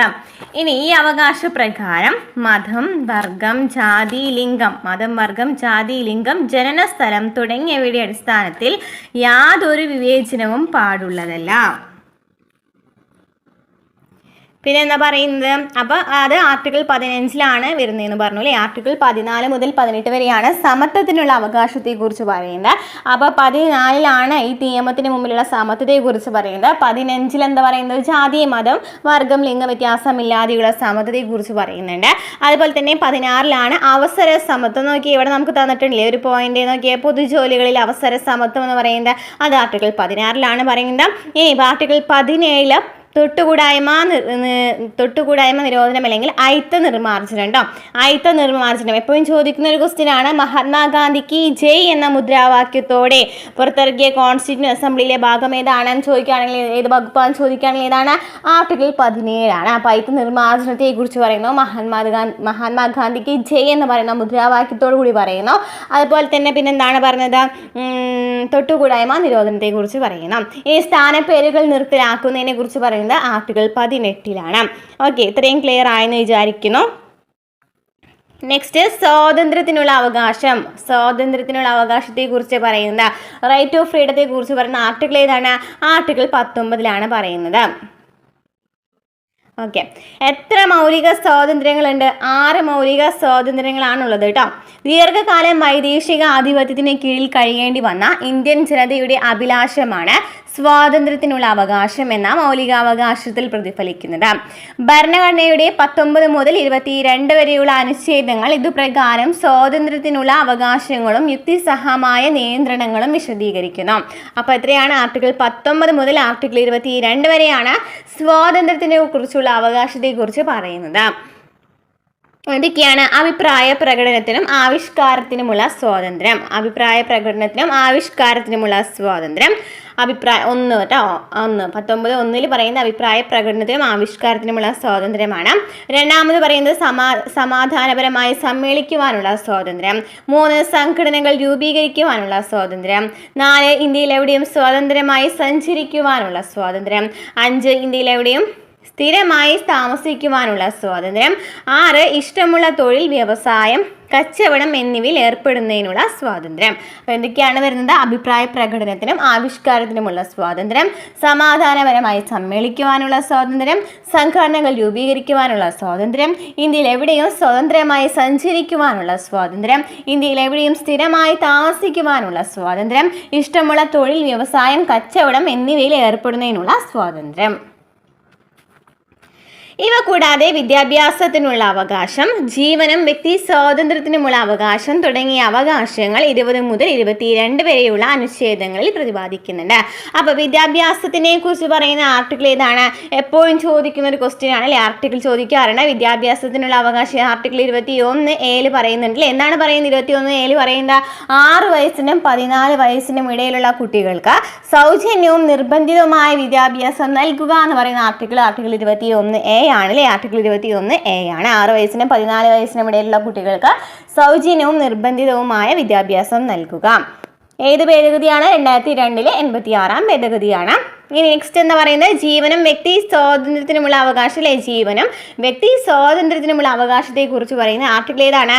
ആർട്ടിക്കിൾ 20 ആർട്ടിക്കിൾ 20 ജീവനും വ്യക്തി സ്വാതന്ത്ര്യത്തിനുമുള്ള അവകാശത്തെക്കുറിച്ച് പറയുന്ന ആർട്ടിക്കിൾ 20 ക്ലിയർ ആയല്ലോ? ഇനി രാജ്യത്തിന്റെ അഖണ്ഡത, പരമാധികാരം, സുരക്ഷിതത്വം തുടങ്ങിയ സാഹചര്യങ്ങളിൽ ഈ സ്വാതന്ത്ര്യങ്ങൾ യുക്തിസഹമായ നിയന്ത്രണങ്ങൾക്ക് വിധേയമാണ്. ഇപ്പോൾ എന്തെങ്കിലും അടിയന്തരാവസ്ഥ ഒക്കെ വരികയാണെന്നുണ്ടെങ്കിൽ ഈ എന്തെങ്കിലും ദേശീയ അടിയന്തരാവസ്ഥ സമയത്ത് ക്യാൻസൽ ചെയ്യപ്പെടുന്ന ആർട്ടിക്കിൾ ചോദിക്കുകയാണെങ്കിൽ ഏതാണ്? ആർട്ടിക്കിൾ 19 അതായത് ഈ 6 പറഞ്ഞില്ലേ, ഈ 6 പറഞ്ഞില്ലേ, ഇത് എന്താണ്? നമുക്ക് അടിയന്തരാവസ്ഥ, ദേശീയ അടിയന്തരാവസ്ഥ സമയത്ത് ക്യാൻസൽ ചെയ്യപ്പെടും. ഇത് ക്യാൻസൽ ചെയ്യപ്പെടും, നമുക്ക് അത് കിട്ടൂല, ആ സ്വാതന്ത്ര്യം നമുക്ക് കിട്ടില്ല. ബാക്കി 20, 21 ഇല്ലേ, 20, 21 ഇപ്പോൾ പറഞ്ഞ 2 അല്ലേ, കുറ്റങ്ങൾക്കുള്ള ശിക്ഷയെ സംബന്ധിച്ച് സംരക്ഷണം ആർട്ടിക്കിൾ 20 പറയുന്നുണ്ട് കേട്ടോ. 21 സോറി, ഇവിടെ ഞാൻ 20 എന്നല്ല പറഞ്ഞു, 21 കേട്ടോ. 21 ജീവനും വ്യക്തി സ്വാതന്ത്ര്യത്തിനുമുള്ള സംരക്ഷണത്തെക്കുറിച്ച് പറയുന്നത് ആർട്ടിക്കിൾ 21 ആർട്ടിക്കിൾ 20 പറയുന്നത് കുറ്റങ്ങൾക്കുള്ള ശിക്ഷയെ സംബന്ധിച്ചുള്ള സംരക്ഷണമാണ് കേട്ടോ. ശിക്ഷയെ സംബന്ധിച്ചുള്ള സംരക്ഷണമാണ് ആർട്ടിക്കിൾ 20 പറയുന്നത്. അപ്പോൾ ആർട്ടിക്കിൾ 20 ശിക്ഷയെ സംബന്ധിച്ച് സംരക്ഷണം പറയുന്നുണ്ട്. ആർട്ടിക്കിൾ 21 ജീവനും വ്യക്തി സ്വാതന്ത്ര്യത്തിനുമുള്ള അവകാശത്തെക്കുറിച്ച് പറയുന്നുണ്ട്. ആർട്ടിക്കിൾ 21(a) വിദ്യാഭ്യാസത്തിനുള്ള അവകാശത്തെക്കുറിച്ച് പറയുന്നുണ്ട്. ഓക്കെ, അപ്പോൾ ആർട്ടിക്കിൾ 20, 21 ഈ കുറ്റങ്ങൾക്കുള്ള ശിക്ഷയെ സംബന്ധിച്ച് സംരക്ഷണം, അതുപോലെ തന്നെ ജീവനും വ്യക്തി സ്വാതന്ത്ര്യത്തിനുമുള്ള സംരക്ഷണം ഉണ്ടല്ലോ, ഇത് ക്യാൻസൽ ചെയ്യപ്പെടുന്നില്ല. അപ്പോൾ ക്യാൻസൽ ചെയ്യുന്നതാണ് ആർട്ടിക്കിൾ 19. അപ്പോൾ എന്തായാലും നമ്മൾ ഇതുവരെ പഠിച്ച സ്ഥിതിക്ക് ആർട്ടിക്കിൾ 22 കൂടെ നോക്കാം അല്ലേ. ആർട്ടിക്കിൾ 22 പറയുന്നത് എന്താണ്? ആർട്ടിക്കിൾ 22 പറയുന്നത് എന്താണ്? നിയമവിധേയമല്ലാത്ത അറസ്റ്റിനും കരുതൽ തടങ്കലിനും എതിരെയുള്ള സംരക്ഷണം. കരുതൽ തടങ്കലിന് എതിരെയുള്ള സംരക്ഷണത്തെ കുറിച്ചിട്ട് പറയുന്നത് ആർട്ടിക്കിൾ 22 ക്ലിയർ ആയെന്ന് വിചാരിക്കുന്നു. നെക്സ്റ്റ് എന്താണ് പറയുന്നത്? വിദ്യാഭ്യാസ അവകാശ നിയമം നമ്മൾ പറഞ്ഞത് വരുന്നുണ്ട്. 2002 86 ഭരണഘടനാ ഭേദഗതിയിലൂടെ അനുച്ഛേദം 21(a) പ്രകാരമാണ് വിദ്യാഭ്യാസ മൗലിക അവകാശമായി പ്രഖ്യാപിക്കപ്പെട്ടത്. ഇപ്പോൾ 2002 ഇത് ഇമ്പോർട്ടൻ്റ് ആണ്, റിപ്പീറ്റഡ് ഉണ്ടോ. 2002 86 ഭേദഗതിയിലൂടെയാണ് അനുച്ഛേദം ആർട്ടിക്കിൾ ചോദിക്കുകയാണെങ്കിൽ ഏതാണ്? ആർട്ടിക്കിൾ 21 വിദ്യാഭ്യാസ മൗലിക അവകാശമാക്കി മാറ്റിയത്. 2009 വിദ്യാഭ്യാസ അവകാശ നിയമം പാർലമെന്റ് അംഗീകരിച്ചു. അപ്പോൾ പാർലമെന്റ് അംഗീകരിക്കുന്നത് 2009 2010 ഏപ്രിലിൽ നിയമം പ്രാബല്യത്തിൽ വന്നു. 2010 ഏപ്രിൽ 1 എന്ത് വരുന്നത്? 2010 ഏപ്രിൽ 1 എന്ത് വരുന്നത്? വിദ്യാഭ്യാസ അവകാശ നിയമം വരുന്നത്. 2009 പാർലമെന്റ് പാസ്സാക്കിയിട്ടുണ്ടായിരുന്നു. 2009 ഓഗസ്റ്റ് 26 പാർലമെന്റ് ഈ നിയമം പാസ്സാക്കിയിട്ടുണ്ടായിരുന്നു. നിലവിൽ വന്നത് 2010 ഏപ്രിൽ 1 ഈ നിയമപ്രകാരം 6 വയസ്സിനും 14 വയസ്സിനും ഇടയിലുള്ള എല്ലാ കുട്ടികൾക്കും സൗജന്യവും നിർബന്ധിതവും ഗുണനിലവാരമുള്ളതുമായ വിദ്യാഭ്യാസം ഉറപ്പാക്കി. അപ്പോൾ ഈ കഴിഞ്ഞ് നടന്ന 2 ക്വസ്റ്റ്യൻ പേപ്പറിൽ കണ്ട ഒരു ക്വസ്റ്റ്യൻ ആണ്. നമുക്ക് തെറ്റായിട്ട് ചോദിച്ചു, നമ്മൾ പെട്ടെന്ന് ശ്രദ്ധിക്കാണ്ട് പോകുന്ന പോയിന്റാണ്. 6 വയസ്സിനും 14 വയസ്സിനുമാണ് കേട്ടോ. 14 വയസ്സിനും ഇടയിലുള്ള കുട്ടികളെ കുറിച്ചിട്ടാണ് പറയുന്നത്. അപ്പം അതിൽ 12 വയസ്സോ അങ്ങനെ എത്രയാണ് തന്നിട്ടുണ്ടായിരുന്നത്. അപ്പോൾ നമ്മൾ ജസ്റ്റ് വായിച്ച് നോക്കുമ്പോൾ ശ്രദ്ധിക്കൂല അല്ലേ, ഈ നമുക്ക് ക്വസ്റ്റ്യൻ പേപ്പർ കാണുമ്പോൾ. അപ്പോൾ പഠിച്ചു വയ്ക്കുക, 6 വയസ്സിനും 14 വയസ്സിനും ഇടയിലുള്ള കുട്ടികൾക്കുള്ള വിദ്യാഭ്യാസത്തെ കുറിച്ചിട്ടാണ് ആർട്ടിക്കിൾ 21 പറയുന്നത്. നെക്സ്റ്റ്, ചൂഷണത്തിനെതിരായ അവകാശം. നമ്മുടെ രാജ്യത്ത് പല വിഭാഗം ജനങ്ങളും മുഖ്യധാരയിൽ നിന്നും അകറ്റി നിർത്തപ്പെടുന്നതും ചൂഷണം ചെയ്യപ്പെടുന്നതുമായ സാമൂഹിക സാഹചര്യം നിലവിലുണ്ടായിരുന്നു. അടിമത്തം, മനുഷ്യക്കടത്ത്, നിർബന്ധിത ജോലി, ബാലവേല തുടങ്ങിയ ചൂഷണങ്ങളെ ഇല്ലാതാക്കി സുരക്ഷിത ജീവിതം ഉറപ്പു നൽകുകയാണ് ചൂഷണത്തിനെതിരായ അവകാശത്തിലൂടെ ഇന്ത്യൻ ഭരണഘടന ചെയ്യുന്നത്. അപ്പോൾ എന്താണ് ഈ ചൂഷണം എന്ന് പറയുന്നത് കൊണ്ട് അർത്ഥമാക്കുന്നത് എന്താണ്? നമ്മുടെ രാജ്യത്ത് പലവിധ ജനങ്ങളും പല വിഭാഗം ജനങ്ങളും മുഖ്യധാരയിൽ നിന്നും അകറ്റി നിർത്തപ്പെടുക, ചൂഷണം ചെയ്യപ്പെടുന്നതുമായ കുറേ സാഹചര്യങ്ങൾ അന്നുണ്ടായിരുന്നു. അതായത് അടിമത്തം, മനുഷ്യക്കടത്ത്, നിർബന്ധിത ജോലി, ബാലവേല തുടങ്ങിയ ചൂഷണങ്ങൾ ഉണ്ടായിരുന്നു. ഇതൊന്നും ഇല്ലാതാക്കി സുരക്ഷിത ജീവിതം ഉറപ്പു നൽകുകയാണ് ചൂഷണത്തിനെതിരായുള്ള അവകാശത്തിൽ പറയുന്നത്.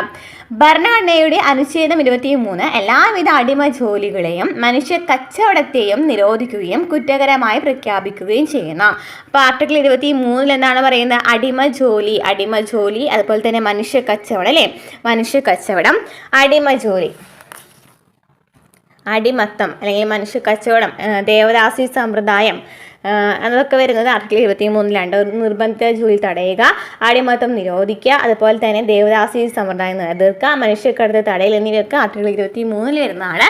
അപ്പോൾ ഇതൊക്കെ നിർത്തലാക്കുന്നതിന് വേണ്ടിയിട്ടാണ് എന്ത് വരുന്നത്? ആർട്ടിക്കിൾ 23 വരുന്നത് അല്ലേ. ഭരണഘടനയുടെ അനുച്ഛേദം 23 എല്ലാവിധ അടിമ ജോലികളെയും മനുഷ്യ കച്ചവടത്തെയും നിരോധിക്കുകയും കുറ്റകരമായി പ്രഖ്യാപിക്കുകയും ചെയ്യുന്നു. അനുച്ഛേദം 24 പ്രകാരം 14 വയസ്സിന് താഴെയുള്ള കുട്ടികളെ ഖനികളിലോ വ്യവസായശാലകളിലോ മറ്റ് അപകട മേഖലകളിലോ ജോലി ചെയ്യിക്കുന്നത് നിരോധിക്കുന്നു. ആർട്ടിക്കിൾ 24 എന്നാണ് പറയുന്നത്? 14 വയസ്സിന് താഴെയുള്ള കുട്ടികളെ എന്ത് ചെയ്യാം? ബാലവേല നിരോധനം അല്ലേ, ബാലവേല നിരോധനത്തെക്കുറിച്ച് പറയുന്നതാണ് ആർട്ടിക്കിൾ 24. ആർട്ടിക്കിൾ 24 ബാലവേല നിരോധനത്തെക്കുറിച്ച് പറയണം. 14 വയസ്സിന് താഴെയുള്ള കുട്ടികളെ ഖനികളിലോ വ്യവസായശാലകളിലോ മറ്റ് അപകട മേഖലകളിലോ ജോലി ചെയ്യിക്കുന്നത് നിരോധിക്കണം. ഓക്കെ, ഇനി എന്നാണ് ബാലവേല വിരുദ്ധ ദിനം എന്നാണ്? ജൂൺ 12 കേട്ടോ. അതുകൊണ്ട് പഠിച്ചു വയ്ക്കുക, ജൂൺ 12 ബാലവേല വിരുദ്ധ ദിനം. ജൂൺ 12 ഈ ബാലവേല നിരോധന നിയമം പാസ്സാക്കിയത് 1986 ബാലവേല വിരുദ്ധ ദിനം പാസ്സാക്കിയത്. ജൂൺ 12 ബാലവേല വിരുദ്ധ ദിനം എന്ന് പറയുന്നത്. ജൂൺ 12 ചോദിക്കാറുണ്ട്. അതുപോലെ തന്നെ കണ്ടിട്ടുള്ള ഒരു ക്വസ്റ്റ്യൻ ആണ്, ബാലവേല ഇല്ലാത്ത പ്രൊഡക്റ്റിന് നൽകുന്ന മാർക്ക് ഏതാണ്?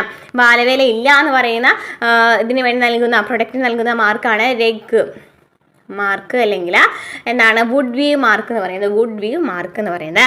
അതുപോലെ തന്നെ ചോദിക്കാറുണ്ടല്ലോ, ബാലവേല എന്ന് പറയുന്ന അല്ലെങ്കിൽ ഈ വുഡ് വ്യൂ എന്ന് പറയുന്ന മാർക്കൊക്കെ ഇതിനുള്ള ആശയം കൊണ്ടുവന്ന ആരാണ്? കൈലാഷ് സത്യാർത്ഥിയാണ്.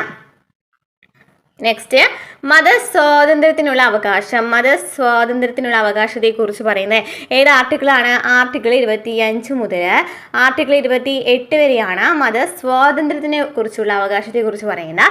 ഇന്ത്യയിൽ ഓരോരുത്തർക്കും സ്വീകാര്യമായ മതം അനുവർത്തിക്കുന്നതിനും അനുഷ്ഠിക്കുന്നതിനും പ്രചരിപ്പിക്കുന്നതിനുമുള്ള സ്വാതന്ത്ര്യം ഭരണഘടന അനുവദിക്കുന്നു. ഈ അവകാശം അവരവരുടെ മനസാക്ഷിക്കനുസരിച്ച് പ്രവർത്തിക്കുവാനുള്ള സ്വാതന്ത്ര്യം ഉൾക്കൊള്ളുന്നതാണ്. എല്ലാ മതങ്ങൾക്കും തുല്യ പരിഗണനയും തുല്യ സംരക്ഷണവും മതസ്വാതന്ത്ര്യത്തിനുള്ള അവകാശവും ഉറപ്പു നൽകുന്നുണ്ട്. എന്നാൽ മേൽപ്പറഞ്ഞ അവകാശം പൊതുക്രമം, ആരോഗ്യം, ധാർമ്മികത എന്നിവയുടെ നിയന്ത്രണങ്ങൾക്ക് വിധേയമായിരിക്കും. എന്നാൽ മേൽപ്പറഞ്ഞ അവകാശം പൊതുക്രമം, ആരോഗ്യം, ധാർമ്മികത എന്നിവയുടെ നിയന്ത്രണങ്ങൾക്ക് വിധേയമായിരിക്കും. അപ്പോൾ എന്താ പറഞ്ഞത്? മതസ്വാതന്ത്ര്യത്തിനുള്ള അവകാശത്തെക്കുറിച്ച് പറയുന്നത് ആർട്ടിക്കിൾ 25 മുതൽ 28 വരെയാണ്. അപ്പോൾ ആർട്ടിക്കിൾ 25 എന്താണ് പറയുന്നത്? ആർട്ടിക്കിൾ 25 മതസ്വാതന്ത്ര്യത്തിനുള്ള അവകാശത്തെക്കുറിച്ച് എടുത്ത് പറയുന്നത് ചോദിക്കുകയാണെങ്കിൽ ആർട്ടിക്കിൾ 25 ആർട്ടിക്കിൾ 25 പിന്നെ എപ്പോഴും ചോദിക്കുന്ന ഒരു ക്വസ്റ്റ്യനാണ് വിദ്യാഭ്യാസ സ്ഥാപനങ്ങളിൽ മതബോധനം പാടില്ല എന്ന് പറയുന്ന ഒരു ആർട്ടിക്കിളാണ് ആർട്ടിക്കിൾ 28 കേട്ടോ. ജസ്റ്റ് ഒന്ന് പഠിച്ചു വെച്ചിരിക്കാം. ഓക്കെ, അപ്പോൾ ആർട്ടിക്കിൾ 25 എടുത്തെടുത്ത് ചോദിക്കുന്ന ഒരു ക്വസ്റ്റ്യൻ. സ്വാതന്ത്ര്യത്തിനെ കുറിച്ചുള്ള അവകാശത്തെക്കുറിച്ച് പറയുന്നത് ആർട്ടിക്കിൾ 25. നെക്സ്റ്റ്, സാംസ്കാരികവും വിദ്യാഭ്യാസപരവുമായ അവകാശങ്ങൾ. സാംസ്കാരികവും വിദ്യാഭ്യാസപരവുമായ അവകാശങ്ങൾ എത്ര മുതലാണ്?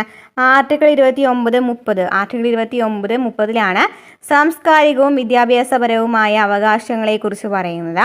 വൈവിധ്യങ്ങൾ നിറഞ്ഞ ഒരു രാജ്യമാണ് ഇന്ത്യ. മതപരവും ഭാഷാപരവും സാംസ്കാരികവുമായ ന്യൂനപക്ഷ വിഭാഗങ്ങൾ ഈ വൈവിധ്യത്തിൻ്റെ സവിശേഷതയാണ്. രാജ്യത്തിൻ്റെ ഏതെങ്കിലും ഒരു പ്രത്യേക ഭാഗത്തോ രാജ്യത്തൊട്ടാക്കിയോ മറ്റ് വിഭാഗങ്ങളെക്കാൾ എണ്ണത്തിൽ കുറവുള്ളവരും ഒരു പൊതുഭാഷയോ മതമോ സംസ്കാരമോ പിന്തുടരുന്നവരുമായ ജനവിഭാഗങ്ങളാണ് ന്യൂനപക്ഷങ്ങൾ. അപ്പോൾ എന്താണ് ഈ ന്യൂനപക്ഷങ്ങൾ എന്ന വാക്കുകൊണ്ട് അർത്ഥമാക്കുന്നത്? എന്താണ്?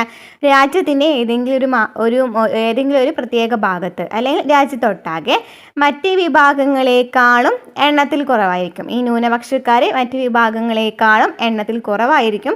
അതുപോലെ തന്നെ ഒരു പൊതുഭാഷയോ മതമോ സംസ്കാരമോ പിന്തുടരുന്ന ജനവിഭാഗങ്ങളായിരിക്കും. ഇവരെയാണ് ന്യൂനപക്ഷങ്ങൾ എന്ന് പറയുന്നത്. ന്യൂനപക്ഷ വിഭാഗങ്ങൾക്ക് അവരുടെ സംസ്കാരവും ഭാഷയും ലിപിയും സംരക്ഷിക്കുന്നതിനും വികസിപ്പിക്കുന്നതിനുമുള്ള മാർഗങ്ങളാണ് സാംസ്കാരികവും വിദ്യാഭ്യാസപരവുമായ അവകാശങ്ങൾ എന്ന് പറയുന്നത്. അപ്പോൾ ആർട്ടിക്കിൾ 29 ഇവരുടെ താല്പര്യങ്ങളെ കുറിച്ച് പറയുന്നത് ആർട്ടിക്കിൾ 29 കേട്ടോ. ന്യൂനപക്ഷ താല്പര്യങ്ങൾ സംരക്ഷിക്കുക എന്ന് പറയുന്നത് ആർട്ടിക്കിൾ 29 ന്യൂനപക്ഷ താല്പര്യങ്ങൾ സംരക്ഷിക്കുന്നതിനെ കുറിച്ച് പറയുന്നത് ആർട്ടിക്കിൾ 29. അപ്പോൾ ന്യൂനപക്ഷ വിഭാഗങ്ങൾക്ക് അവരുടെ സംസ്കാരം, ഭാഷ, ലിപി സംരക്ഷിക്കുന്നതിനും വികസിപ്പിക്കുന്നതിനുമുള്ള മാർഗങ്ങളാണ് സാംസ്കാരികവും വിദ്യാഭ്യാസപരവുമായ അവകാശങ്ങൾ. ഇത് പ്രകാരം മതപരവും ഭാഷാപരവും സാംസ്കാരികവുമായ എല്ലാ ന്യൂനപക്ഷങ്ങൾക്കും അവരുടേതായ വിദ്യാഭ്യാസ സ്ഥാപനങ്ങൾ സ്ഥാപിക്കുന്നതിനും നടത്തുന്നതിനുമുള്ള അവകാശമുണ്ട്. അപ്പോൾ എല്ലാ ന്യൂനപക്ഷക്കാർക്കും എന്തുണ്ട്? വിദ്യാഭ്യാസ സ്ഥാപനങ്ങൾ സ്ഥാപിക്കുന്നതിനുള്ള അവകാശമുണ്ട്. അത് പറയുന്നത് ആർട്ടിക്കിൾ 30 ആർട്ടിക്കിൾ 30 വിദ്യാഭ്യാസ സ്ഥാപനങ്ങൾ സ്ഥാപിക്കുന്നതിനെ കുറിച്ച് പറയുന്നത് ആർട്ടിക്കിൾ 30. അതിലൂടെ അവർക്ക് സ്വന്തം സംസ്കാരത്തെ സംരക്ഷിക്കുവാനും പരിപോഷിപ്പിക്കുവാനും സാധിക്കും. ക്ലിയർ ആയല്ലോ? അപ്പോൾ സാംസ്കാരികവും വിദ്യാഭ്യാസപരവുമായ അവകാശങ്ങളെ കുറിച്ച് പറയുന്നത് ആർട്ടിക്കിൾ 29-30. ആർട്ടിക്കിൾ 29 ന്യൂനപക്ഷ താല്പര്യങ്ങളെ സംരക്ഷിക്കുക എന്ന് പറയുന്നത്. ഇവർ ന്യൂനപക്ഷക്കാരെന്ന് പറയുന്നതാണ് മറ്റു വിഭാഗങ്ങളെ നോക്കുകയാണെന്നുണ്ടെങ്കിൽ അവരെക്കാളും എണ്ണത്തിൽ കുറവായിരിക്കും ഇവർ. അതുപോലെ തന്നെ ഇവർക്ക് സ്വന്തമായിട്ടുള്ള ഭാഷയും സംസ്കാരമൊക്കെ ഉണ്ടായിരിക്കും അല്ലേ. അതുപോലെ തന്നെ എന്താ പറയുക? ആർട്ടിക്കിൾ 29 ന്യൂനപക്ഷ താല്പര്യങ്ങൾ സംരക്ഷിക്കുകയെ കുറിച്ച് പറയുന്നത്. ആർട്ടിക്കിൾ 30 എന്താ പറയുന്നത്? ഇവർക്ക് വിദ്യാഭ്യാസ സ്ഥാപനങ്ങൾ തുടങ്ങാം എന്ന് പറയുന്നു. നെക്സ്റ്റ്, ഭരണഘടനാപരമായ പരിഹാരങ്ങൾക്കുള്ള അവകാശം. നെക്സ്റ്റ് ആൻഡ് ലാസ്റ്റാണ് ഭരണഘടനാപരമായ പരിഹാരങ്ങൾക്കുള്ള അവകാശത്തെക്കുറിച്ച് പറയുന്നത്. അപ്പോൾ ആർട്ടിക്കിൾ ഏതായിരിക്കും? ആർട്ടിക്കിൾ 32 ആയിരിക്കും. ആർട്ടിക്കിൾ 32 പറയുന്നത് ഭരണഘടനാപരമായ പരിഹാരങ്ങൾക്കുള്ള അവകാശത്തെക്കുറിച്ച് പറയുന്നത്. വ്യക്തിയുടെ രക്ഷയ്ക്കും ഭദ്രതയ്ക്കും നൽകാവുന്ന അതിശ്രേഷ്ഠമായ പരിരക്ഷകളിലൊന്നാണ് ഭരണഘടനാപരമായ പരിഹാരങ്ങൾക്കുള്ള അവകാശം. മേൽപ്പറഞ്ഞ മൗലിക അവകാശങ്ങളിൽ ഏതെങ്കിലും ലംഘിക്കപ്പെടുന്ന പക്ഷം അവ പുനഃസ്ഥാപിച്ച് കിട്ടുന്നതിന് അനുച്ഛേദം 32 പ്രകാരം സുപ്രീം കോടതിയെയും എപ്പോഴും ചോദിക്കുന്നതാണ് കേട്ടോ. റിപ്പീറ്റഡ് ആണ്. അനുച്ഛേദം 32 പ്രകാരം സുപ്രീം കോടതിയെയും അനുച്ഛേദം 226 പ്രകാരം ഹൈക്കോടതികളെയും സമീപിക്കാവുന്നതാണ്. എന്താ? മൗലിക അവകാശങ്ങൾ ലംഘിക്കപ്പെടുകയാണെന്നുണ്ടെങ്കിൽ അനുച്ഛേദം 32 പ്രകാരം സുപ്രീം കോടതിയെ, അനുച്ഛേദം 226 പ്രകാരം ഹൈക്കോടതിയെ സമീപിക്കാവുന്നതാണ്. സുപ്രീം കോടതിയും ഹൈക്കോടതികളും റിട്ടുകളിലൂടെയാണ് മൗലിക അവകാശങ്ങൾ പുനഃസ്ഥാപിക്കുന്നത്. അപ്പം സുപ്രീം കോടതിയും ഹൈക്കോടതിയും മൗലിക അവകാശങ്ങൾ പുനഃസ്ഥാപിക്കുന്നത് എന്തിലൂടെയാണ്? റിട്ടുകളിലൂടെയാണ്. എന്താണ് റിട്ടുകൾ എന്ന് വെച്ചാൽ? എന്താണ്? മൗലിക അവകാശങ്ങൾ സംരക്ഷിക്കുന്നതിനായി സുപ്രീം കോടതിയോ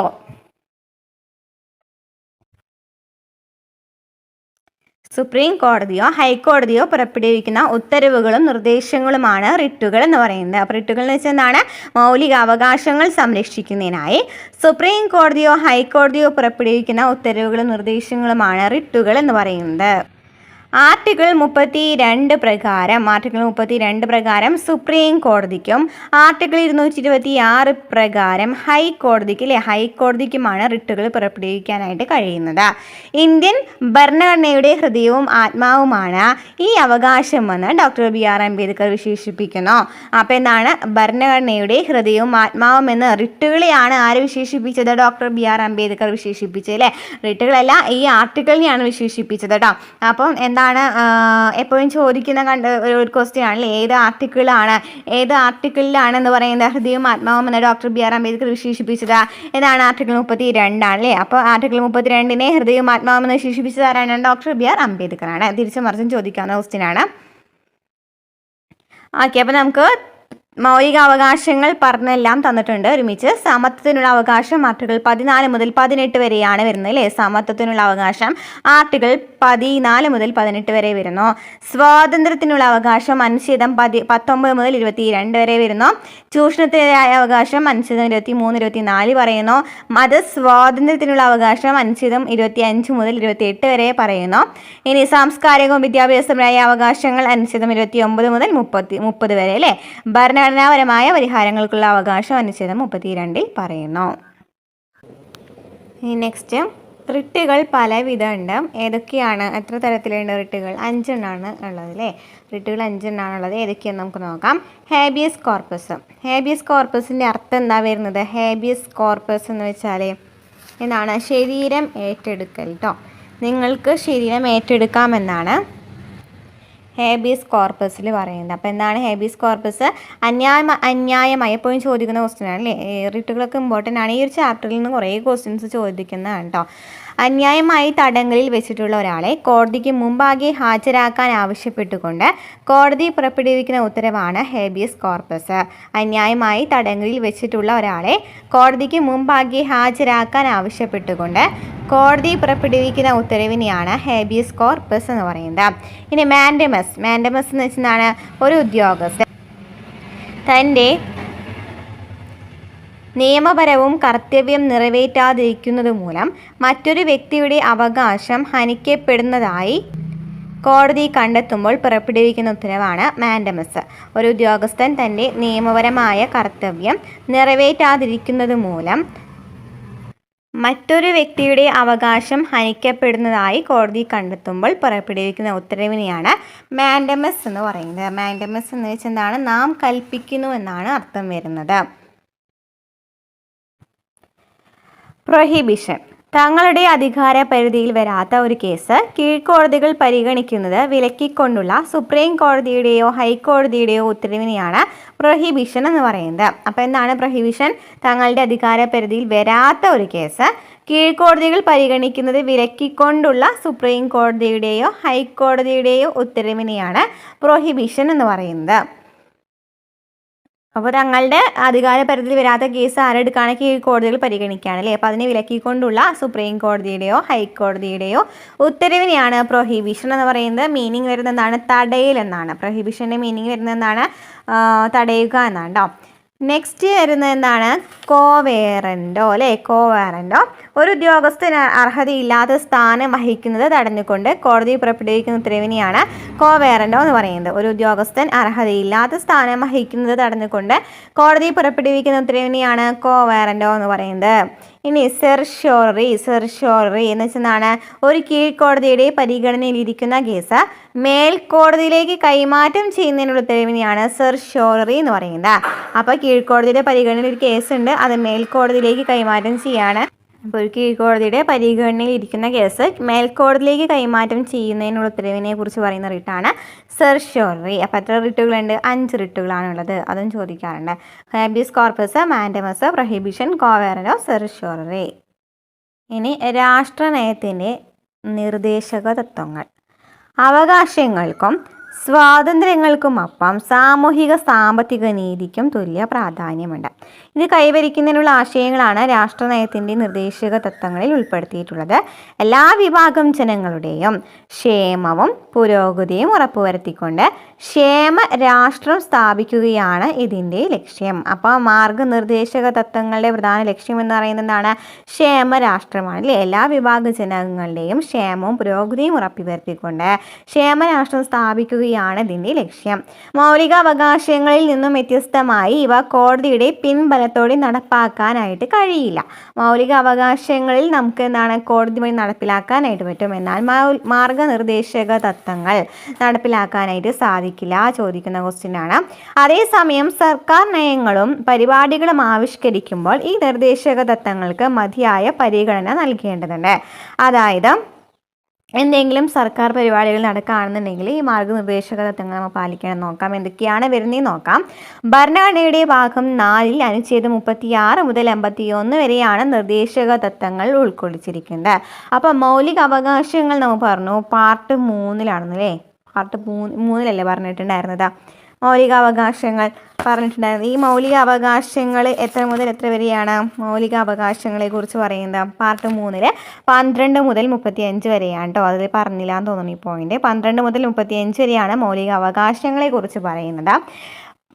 പിന്നെ 36 മുതൽ 51 വരെയാണ് മാർഗനിർദ്ദേശക തത്വങ്ങളെ കുറിച്ച് പറയുന്നത്. പാർട്ട് 4-ലാണ് പറയുന്നത്. ഭരണനിർവഹണത്തിലും നിയമനിർമ്മാണത്തിലും സർക്കാരുകൾ പാലിക്കേണ്ട നിർദ്ദേശങ്ങളാണിവ. രാഷ്ട്രത്തിൻ്റെ സാമ്പത്തിക സാമൂഹിക വിദ്യാഭ്യാസ അന്താരാഷ്ട്ര വിഷയങ്ങളെയെല്ലാം സ്പർശിക്കുന്ന വിപുലമായ ആശയങ്ങളാണ് നിർദ്ദേശക തത്വങ്ങളിൽ ഉൾക്കൊള്ളുന്നത്.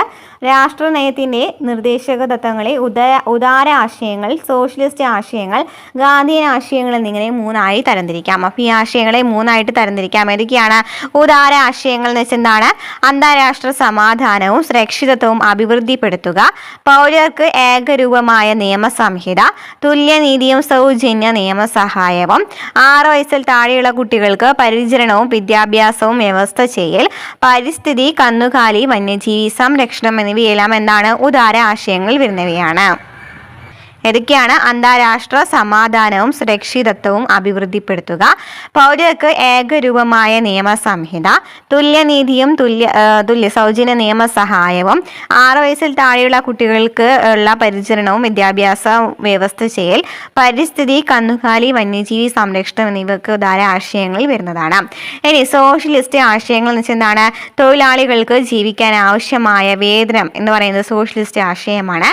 സ്ത്രീക്കും പുരുഷനും തുല്യ ജോലിക്ക് തുല്യ വേതനം, വ്യവസായശാലകളുടെ നടത്തിപ്പിൽ തൊഴിലാളികളുടെ പങ്കാളിത്തം, തൊഴിൽ ചെയ്യുന്നതിനുള്ള അവകാശം, നീതിപൂർവകവും മാനുഷികവുമായ തൊഴിൽ സാഹചര്യങ്ങളും പ്രസവാനുകൂല്യങ്ങളും ഉറപ്പുവരുത്തുക എന്നിവയെല്ലാം എന്താണ്? സോഷ്യലിസ്റ്റ് ആശയങ്ങളാണ്.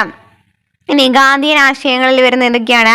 ഗ്രാമപഞ്ചായത്തുകൾ സംഘടിപ്പിക്കുക, കുടിൽ വ്യവസായങ്ങൾ പരിപോഷിപ്പിക്കുക, കൃഷിയും മൃഗസംരക്ഷണവും, ലഹരി പാനീയങ്ങളുടെയും ആരോഗ്യത്തിന് ഹാനികരമായ മരുന്നുകളുടെയും ഉപഭോഗത്തിനുള്ള നിരോധനം, പട്ടികജാതി പട്ടികവർഗ വിഭാഗങ്ങളുടെയും മറ്റു ദുർബല വിഭാഗങ്ങളുടെയും ഉന്നമനം. ഈ ഗാന്ധിയൻ ആശയങ്ങൾ എപ്പോഴും ചോദിക്കുന്നതാണ്. ഗ്രാമപഞ്ചായത്തുകൾ സംഘടിപ്പിക്കുക, കുടിൽ വ്യവസായങ്ങൾ പരിപോഷിപ്പിക്കുക, കൃഷിയും മൃഗസംരക്ഷണവും ഗാന്ധിയൻ ആശയമാണ്. ലഹരി പാനീയങ്ങളുടെയും ആരോഗ്യത്തിന് ഹാനികരമായ മരുന്നുകളുടെയും ഉപഭോഗത്തിനുള്ള നിരോധനം, പട്ടികജാതി പട്ടികവർഗ വിഭാഗങ്ങളുടെയും മറ്റു ദുർബല വിഭാഗങ്ങളുടെയും ഉന്നമനം. ഓക്കെ. ഇനി മൗലിക അവകാശങ്ങളും നിർദ്ദേശക തത്വങ്ങളും തമ്മിലുള്ള വ്യത്യാസങ്ങൾ നോക്കാം. ഇന്ത്യൻ ഭരണഘടനയിൽ പ്രതിപാദിക്കുന്ന മൗലിക അവകാശങ്ങളും രാഷ്ട്രനയത്തിൻ്റെ നിർദ്ദേശക തത്വങ്ങളും പരസ്പര പൂരകങ്ങളാണ്. മൗലിക അവകാശങ്ങൾ ഗവൺമെൻറ്റിൻ്റെ അധികാരങ്ങൾക്ക് പരിധി നിർണ്ണയിക്കുമ്പോൾ നിർദ്ദേശക തത്വങ്ങൾ ചില കാര്യങ്ങൾ ചെയ്യാൻ ഗവൺമെൻറ്റിനെ പ്രേരിപ്പിക്കുന്നു. മൗലിക അവകാശങ്ങൾ ഗവൺമെൻറ്റിൻ്റെ അധികാരങ്ങൾക്ക് പരിധി നിർണ്ണയിക്കുമ്പോൾ നിർദ്ദേശക തത്വങ്ങൾ ചില കാര്യങ്ങൾ ചെയ്യാൻ ഗവൺമെൻറ്റിനെ പ്രേരിപ്പിക്കുന്നു. മൗലിക അവകാശങ്ങൾ പ്രധാനമായും വ്യക്തികളുടെ അവകാശങ്ങളെയാണല്ലേ സംരക്ഷിക്കുന്നത്. എന്നാൽ നിർദ്ദേശക തത്വങ്ങൾ സമൂഹത്തിലെ എല്ലാ ജനവിഭാഗങ്ങളുടെയും ക്ഷേമം ഉറപ്പുവരുത്തുന്നു. മൗലിക അവകാശങ്ങൾ ലംഘിക്കപ്പെടുമ്പോൾ സുപ്രീം കോടതിയെയോ ഹൈക്കോടതിയെയോ സമീപിക്കാൻ സാധിക്കും. നിർദ്ദേശക തത്വങ്ങൾ ലംഘിക്കപ്പെട്ടാൽ കോടതിയെ സമീപിക്കാനായിട്ട് കഴിയോ? ഇല്ല അല്ലേ? ചോദിക്കാറുണ്ട്. ഇതൊക്കെ സ്റ്റേറ്റ്മെൻ്റ് ആയിട്ട് വരുന്നതാണ്. മൗലിക അവകാശങ്ങൾ ലംഘിക്കപ്പെടുമ്പോൾ സുപ്രീം കോടതിയോ ഹൈക്കോടതിയോ സമീപിക്കാനായിട്ട് സാധിക്കും. നിർദ്ദേശക തത്വങ്ങൾ ലംഘിക്കപ്പെട്ടാൽ കോടതിയെ സമീപിക്കാൻ സാധിക്കുകയില്ല. മൗലിക അവകാശങ്ങളിൽ ഭേദഗതി വരുത്തുന്നതിനായി സങ്കീർണമായ നടപടിക്രമങ്ങൾ ആവശ്യമാണ്.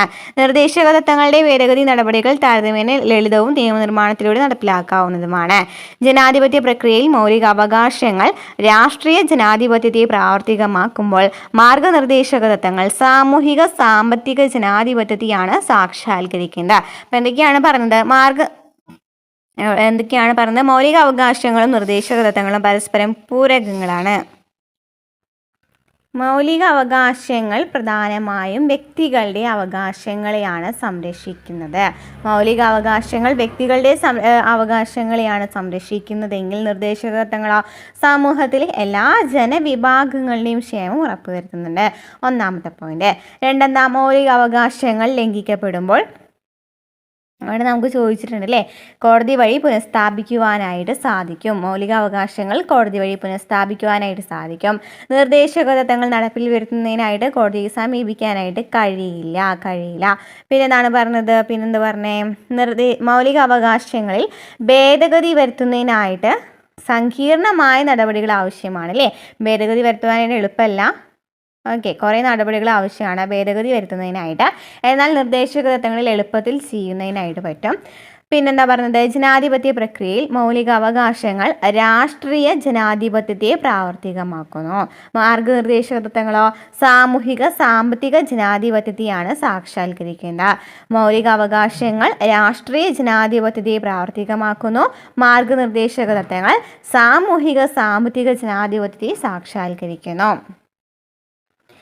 സൗജന്യ നിയമസഹായം എന്ന നിർദ്ദേശക തത്വം നടപ്പിൽ വരുത്താതിരുന്നാൽ അതിനെതിരെ നേരിട്ട് സുപ്രീം കോടതിയെ സമീപിക്കുവാനായിട്ട് സാധിക്കുമോ എന്ന് ചോദിച്ചിട്ടുണ്ട് അല്ലേ ഒരു കുട്ടി. അപ്പം ഞാൻ പറഞ്ഞതില്ല, സൗജന്യ വിദ്യാഭ്യാസം പോലുള്ള മൗലിക അവകാശങ്ങൾ ലംഘിക്കപ്പെടുമ്പോൾ നമുക്ക് നേരെ സുപ്രീം കോടതിയാണ് സമീപിക്കാനായിട്ട് സാധിക്കാം.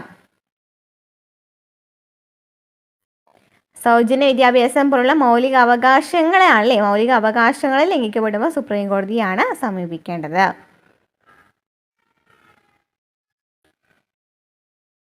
കാരണം എന്താണ്? ഈ വിദ്യാഭ്യാസം എന്ന് പറയുന്നതിൽ വരുന്നതാണ്, മൗലിക അവകാശങ്ങളിൽ വരുന്നതാണ് അല്ലേ. ഇനി നിർദ്ദേശക തത്വങ്ങൾ പ്രയോഗത്തിൽ സാമൂഹിക സാമ്പത്തിക നീതി ലക്ഷ്യം വെച്ചുകൊണ്ടുള്ള നിർദ്ദേശങ്ങളാണ് രാഷ്ട്രനയത്തിൻ്റെ നിർദ്ദേശക തത്വങ്ങളായി ഭരണഘടനയിൽ ഉൾക്കൊള്ളിച്ചിരിക്കുന്നത്. കാലാകാലങ്ങളിൽ ആവശ്യാനുസൃതം ഈ നിർദ്ദേശങ്ങൾ പലതും നിയമനിർമ്മാണത്തിലൂടെ നടപ്പിലാക്കാറുണ്ട്. ഗ്രാമപഞ്ചായത്തുകൾ സംഘടിപ്പിക്കുക എന്ന ഗാന്ധിയൻ ആശയമാണ് 1993 പഞ്ചായത്തി രാജ് നഗരപാലിക നിയമങ്ങളിലൂടെ നടപ്പിലാക്കിയിട്ടുള്ളത്. അപ്പോൾ എന്താണ് പറയുന്നത്? 1993 പഞ്ചായത്തി രാജ് നഗരപാലിക നിയമങ്ങളിലൂടെ നടപ്പിലാക്കിയത് എന്താണ്? ഗ്രാമപഞ്ചായത്തുകൾ സംഘടിപ്പിക്കുക എന്ന് പറയുന്നതാണ് അല്ലേ. ഉദാര ആശയമാണ് സൗജന്യ വിദ്യാഭ്യാസം നടപ്പിലാക്കിയത് 2009 2009 വിദ്യാഭ്യാസ അവകാശ നിയമത്തിലൂടെയാണ് നടപ്പിലാക്കിയിട്ടുള്ളത്. 1986 പരിസ്ഥിതി സംരക്ഷണ നിയമവും ഉദാര ആശയത്തിൻ്റെ പ്രതിഫലനമാണ്. 1976 തുല്യവേതന നിയമം സോഷ്യലിസ്റ്റ് ആശയമായ സ്ത്രീക്കും പുരുഷനും തുല്യ ജോലിക്ക് തുല്യ വേതനം എന്ന തത്വം പ്രാവർത്തികമാക്കുന്നതിനായി നടപ്പിലാക്കിയതാണ്. അപ്പോൾ ഇത് പറഞ്ഞിരുന്നതാണ്, മാർഗനിർദ്ദേശക തത്വങ്ങളിലൂടെയാണ് കുറേ മൗലിക അവകാശങ്ങൾ നടപ്പിലാക്കിയിട്ടുള്ളത് അല്ലേ. എന്തൊക്കെയാണ് പറഞ്ഞത്? പഞ്ചായത്തി രാജ് 1993 പഞ്ചായത്തി രാജ് നഗരപാലിക ആക്ട് ഒക്കെ വരുന്നത് അല്ലേ. അത് ഗ്രാമപഞ്ചായത്തുകൾ സംഘടിപ്പിക്കുക എന്ന് പറയുന്ന ഗാന്ധിയൻ ആശയവുമായി ബന്ധപ്പെട്ടതായിരുന്നു. അതിനുശേഷം വന്നാണ്. അതുപോലെ തന്നെ ഉദാര ആശയമാണ് സൗജന്യ വിദ്യാഭ്യാസം എന്ന് പറയുന്നത്. 2009 വിദ്യാഭ്യാസ അവകാശമായിട്ട് നടപ്പിലാക്കിയത് അല്ലേ. അതുപോലെ തന്നെ 1986 പരിസ്ഥിതി സംരക്ഷണ നിയമം ഉദാര ആശയത്തിൻ്റെ പ്രതിഫലനമാണ്. 1976 തുല്യവേതന നിയമം എന്ന് പറയുന്നതാണ് തുല്യ ജോലിക്ക് തുല്യവേതനം എന്ന് പറയുന്ന ഇതിലേക്ക് അല്ലേ, സ്ത്രീക്കും പുരുഷനും തുല്യ ജോലിക്ക് തുല്യവേതനം എന്ന് പറയുന്ന തത്വത്തിലേക്ക് എത്തിയിട്ടുള്ളത്. ഓക്കെ, ഇനി മൗലിക കർത്തവ്യങ്ങൾ. അതോടുകൂടി നമ്മുടെ ഈ ചാപ്റ്റർ കംപ്ലീറ്റ് ആവും കേട്ടോ. മൗലിക കർത്തവ്യങ്ങൾ. ഓരോരുത്തരും ഓർക്കേണ്ടത്, ഞാനൊരു ഇന്ത്യക്കാരനായിരിക്കുമ്പോൾ തന്നെ എനിക്ക് എല്ലാ അവകാശങ്ങളോടൊപ്പം നിയതമായ ചുമതലകളും ഉണ്ടെന്നാണ്. ഇതാരാ പറഞ്ഞത്? സർദാർ വല്ലഭായ് പട്ടേൽ പറഞ്ഞതാണ്. ഓരോരുത്തരും ഓർക്കേണ്ടത്, ഞാനൊരു ഇന്ത്യക്കാരനായിരിക്കുമ്പോൾ തന്നെ എനിക്ക് എല്ലാ അവകാശങ്ങളോടൊപ്പം നിയതമായ ചുമതലകളും ഉണ്ടെന്നാണ്. ഇന്ത്യയുടെ പ്രഥമ ഉപപ്രധാനമന്ത്രിയും ആഭ്യന്തരമന്ത്രിയുമായ സർദാർ വല്ലഭായ് പട്ടേലിൻ്റെ വാക്കുകൾ ശ്രദ്ധിച്ചല്ലോ. ഇന്ത്യൻ പൗരർക്ക് അവകാശങ്ങളോടൊപ്പം നിയതമായ ചുമതലകളും ഉണ്ടാകണമെന്നാണ് അദ്ദേഹം സൂചിപ്പിക്കുന്നത്. അവകാശങ്ങളും കർത്തവ്യങ്ങളും ഒരേ നാണയത്തിൻ്റെ രണ്ട് വശങ്ങളാണ്. അവകാശങ്ങളും കർത്തവ്യങ്ങളും ഒരേ നാണയത്തിൻ്റെ രണ്ട് വശങ്ങളാണ്. സ്റ്റേറ്റ്മെൻറ്റ് ശരിയാണോ അല്ലയോ എന്ന് ചോദിക്കാമല്ലോ. ശരിയാണ് അല്ലേ. പൗരർ പാലിക്കേണ്ടതായ ചില കടമകൾ നമ്മുടെ ഭരണഘടനയിൽ ഉൾക്കൊള്ളിച്ചിട്ടുണ്ട്. അപ്പോൾ അവകാശവും കർത്തവ്യവും ഒരേ നാണയത്തിൻ്റെ രണ്ട് വശങ്ങളാണ്. പൗരരുടെ മൗലിക കർത്തവ്യങ്ങളെക്കുറിച്ച് നിർദ്ദേശങ്ങൾ സമർപ്പിക്കുന്നതിനായി 1976 കേന്ദ്ര സർക്കാർ നിയോഗിച്ച കമ്മിറ്റിയാണ് സർദാർ സുരൺ സിംഗ് കമ്മിറ്റി. അപ്പോൾ സർദാർ സുരൺ സിംഗ് കമ്മിറ്റി എന്തുമായി ബന്ധപ്പെട്ടതാണ്? മൗലിക കർത്തവ്യങ്ങളുമായി ബന്ധപ്പെട്ടതാണ്. എന്താണ് ഈ കമ്മിറ്റി രൂപീകരിച്ചത്? 1976 സർദാർ സുരൺ സിംഗ് കമ്മിറ്റി രൂപീകരിച്ചത്. കമ്മിറ്റിയുടെ നിർദ്ദേശങ്ങൾ പരിഗണിച്ച് 1976 42 ഭേദഗതിയുടെ ഭാഗമായി മൗലിക കർത്തവ്യങ്ങൾ ഉൾക്കൊള്ളുന്ന ഒരു പുതിയ ഭാഗം ഭരണഘടനയിൽ ഉൾപ്പെടുത്തി. അപ്പോൾ പുതിയ ഭേദഗതിയിലൂടെയാണ് എന്ത് വരുന്നത്? മൗലിക കർത്തവ്യങ്ങൾ വരുന്നത്. ഏത് ഭേദഗതിയാണ്? 1976 42 ഭേദഗതിയിലൂടെയാണ്. ഏത് പാർട്ടാണ്? പാർട്ട് 4A ആണല്ലേ. പാർട്ട് 4A ആണ്. 51A ആണ് ആർട്ടിക്കിൾ എന്ന് പറയുന്നത് കേട്ടോ. ഇത് പ്രകാരം 51A അനുച്ഛേദമായിട്ടാണ് മൗലിക കർത്തവ്യങ്ങൾ ഭരണഘടനയുടെ ഭാഗമായി തീർന്നത്. അപ്പോൾ 4A ആണ് ഭാഗം ചോദിക്കുകയാണെങ്കിൽ 4A ആണ്. 51A ആണ് ആർട്ടിക്കിൾ. വകുപ്പ് ചോദിക്കുകയാണെന്നുണ്ടെങ്കിൽ, അനുച്ഛേദം ചോദിക്കുകയാണെന്നുണ്ടെങ്കിൽ ഇനി ഏത് ഭേദഗതിയാണ്? 1976 42 ഭേദഗതിയിലൂടെയാണ് വന്നത്. സുരൺ സിംഗ് കമ്മിറ്റിയുടെ നിർദ്ദേശപ്രകാരമാണ് മൗലിക കർത്തവ്യങ്ങൾ വന്നത്. പൗരർ എന്ന നിലയിൽ ഭരണഘടനയെ അനുസരിക്കുക, രാജ്യത്തെ കാത്തുസൂക്ഷിക്കുക, രാജ്യം ആവശ്യപ്പെടുമ്പോൾ ദേശീയ സേവനം അനുഷ്ഠിക്കുക, പരിസ്ഥിതി സംരക്ഷിക്കുക തുടങ്ങിയ മൗലിക കർത്തവ്യങ്ങളിൽ ഉൾപ്പെടുന്ന ആശയങ്ങളാണ്. എല്ലാ പൗരരും രാഷ്ട്രത്തോടും സമൂഹത്തോടും പാലിച്ചിരിക്കേണ്ട കർത്തവ്യങ്ങൾ എന്താണെന്ന് ബോധ്യപ്പെടുത്തുന്നതാണിവ. 11 ചുമതലകളാണ് മൗലിക കർത്തവ്യങ്ങളായി ഭരണഘടനയിൽ ഉൾച്ചേർത്തിരിക്കുന്നത്. അതായത് ആദ്യം മൗലിക കടമ നിലവിൽ വരുമ്പോൾ മൗലിക കർത്തവ്യങ്ങൾ നിലവിൽ വരുമ്പോൾ 10 മൗലിക ചുമതലകളെ ഉണ്ടായിരുന്നുള്ളൂ. 11ാമത്തെ മൗലിക ചുമതല കൂട്ടിച്ചേർത്തത് 2002 86 ഭേദഗതിയിലൂടെയാണ്. വിദ്യാഭ്യാസത്തെക്കുറിച്ച് പറയുന്നത് കേട്ടോ. 2002 86 ഭേദഗതിയിലൂടെ എന്താണ് പറയുന്നത്? 6നും 14നും ഇടയിലുള്ള കുട്ടികൾക്ക് വിദ്യാഭ്യാസം ഉറപ്പുവരുത്തേണ്ട കടമ മാതാപിതാക്കൾക്കാണ്. എന്താണ്? മാതാപിതാക്കൾക്കാണ് എന്ന് പറയുന്നത് 2002 86 ഭേദഗതിയിലൂടെയാണ്. 11ാമത്തെ മൗലിക കടമയായിട്ടാണ് കൂട്ടിച്ചേർത്തിട്ടുണ്ടായിരുന്നത്. 10 മൗലിക ചുമതലകളാണ് ഉണ്ടായിരുന്നത്. ഓക്കെ, ക്ലിയർ ആയല്ലോ. ഇന്ത്യൻ പൗരർ ചില കടമകൾ നിർവഹിക്കേണ്ടതുണ്ടെന്ന് ഭരണഘടന അനുശാസിക്കുന്നത് എന്തുകൊണ്ടാണ്? രാഷ്ട്രത്തിൻ്റെ ഐക്യവും അഖണ്ഡതയും സംരക്ഷിക്കുന്നതിനായാണ് പൗരർ ചില കടമകൾ അനുഷ്ഠിക്കേണ്ടതുണ്ട് എന്ന് പറയുന്നത് ഭരണഘടന പറയുന്നത്. പിന്നെ നമ്മൾ ചോദിക്കാറുണ്ടല്ലോ, ഈ മൗലിക കർത്തവ്യങ്ങൾ കോടതി വഴി നേടിയെടുക്കാനായിട്ട് സാധിക്കുമോ? ഇല്ല കേട്ടോ. മാർഗനിർദ്ദേശക തത്വങ്ങളും മൗലിക കർത്തവ്യങ്ങളും ഭരണഘടന വഴി നേടിയെടുക്കാനായിട്ട് സാധിക്കില്ല. നമ്മുടെ ഭരണഘടന വ്യക്തികളുടെ അന്തസ്സുറ്റ ജീവിതത്തിന് അത്യന്താപേക്ഷിതമായ അവകാശങ്ങൾ മൗലിക അവകാശങ്ങളായി ഉറപ്പു നൽകുന്നു. ഒപ്പം സമൂഹക്ഷേമത്തിനായുള്ള രാഷ്ട്രനയത്തിൻ്റെ നിർദ്ദേശക തത്വങ്ങൾ മുന്നോട്ട് വയ്ക്കുകയും ചെയ്യുന്നു. രാഷ്ട്രത്തിൻ്റെ അഖണ്ഡതയ്ക്കും നിലനിൽപ്പിനും ഉതകുന്ന മൗലിക കർത്തവ്യങ്ങളും ഭരണഘടനയിൽ പരാമർശിച്ചിട്ടുണ്ട്. ഈ വിധത്തിൽ ഭരണഘടന അവകാശങ്ങളെയും കർത്തവ്യങ്ങളെയും ഒരു സംഹിതയായി പ്രവർത്തിക്കുന്നു. 9ാം ക്ലാസ്സിലെ പഴയ CRT ചാപ്റ്ററാണ്. 3ാമത്തെ ചാപ്റ്ററിൻ്റെ പേര് ഇന്ത്യൻ ഭരണഘടന അവകാശങ്ങളും കർത്തവ്യങ്ങളും എന്നാണ്. അപ്പോൾ ഈ ഒരു ടോപ്പിക്ക് നമ്മൾ 8ാം ക്ലാസ്സിൽ പുതിയ CRTയിൽ എന്താണ് കൊടുത്തിരിക്കുന്നത് കണ്ടു. അതിൽ നമ്മൾ കുറച്ച് നിയമങ്ങളും അല്ലെ ഇപ്പോൾ ആദ്യം എങ്ങനെയാണ് ഈ ഒരു ഭരണഘടനയിലേക്ക് എത്തിയത് അങ്ങനെയാണല്ലേ നമുക്ക് ഫസ്റ്റ് ഇൻട്രൊഡക്ഷൻ ഉണ്ടായിരുന്നത്. അതിനുശേഷം നമ്മൾ പ്രധാനപ്പെട്ട മൗലിക അവകാശങ്ങളൊക്കെ കണ്ടു. അപ്പോൾ ഈ ഒരു ചാപ്റ്ററിൽ പ്രധാനമായിട്ടും അവകാശങ്ങളും കർത്തവ്യങ്ങളെയും കുറിച്ചിട്ട് ഡീറ്റെയിൽ ആയിട്ട് പറയുന്നുണ്ട്. നമുക്ക് ക്ലാസ്സിലേക്ക് കിടക്കാം. ഫസ്റ്റ് തന്നെ നമ്മുടെ ഭരണഘടന തന്നിട്ടുണ്ട്. ആമുഖം എങ്ങനെയാണെന്ന് തന്നിട്ടുണ്ട്. നമ്മൾ കഴിഞ്ഞ ക്ലാസ്സിൽ കണ്ടത് തന്നെയാണ് അല്ലേ. ഇന്ത്യൻ ഭരണഘടനയുടെ ആമുഖമാണ് നിങ്ങൾ വായിച്ചത്. ആമുഖം കണ്ടല്ലോ. ഇവിടെ നോക്കുകയാണെന്നുണ്ടെങ്കിൽ എന്താണ്? ഭാരതത്തിലെ ജനങ്ങളായ നാം എന്ന് പറഞ്ഞിട്ടാണ് സ്റ്റാർട്ട് ചെയ്തിരിക്കുന്നത് അല്ലേ. അതുപോലെ തന്നെ സ്വാതന്ത്ര്യം, സമത്വം എന്നൊക്കെ പറയുന്നുണ്ട്. നമ്മൾ നേരത്തെ കണ്ടത് തന്നെയാണ്.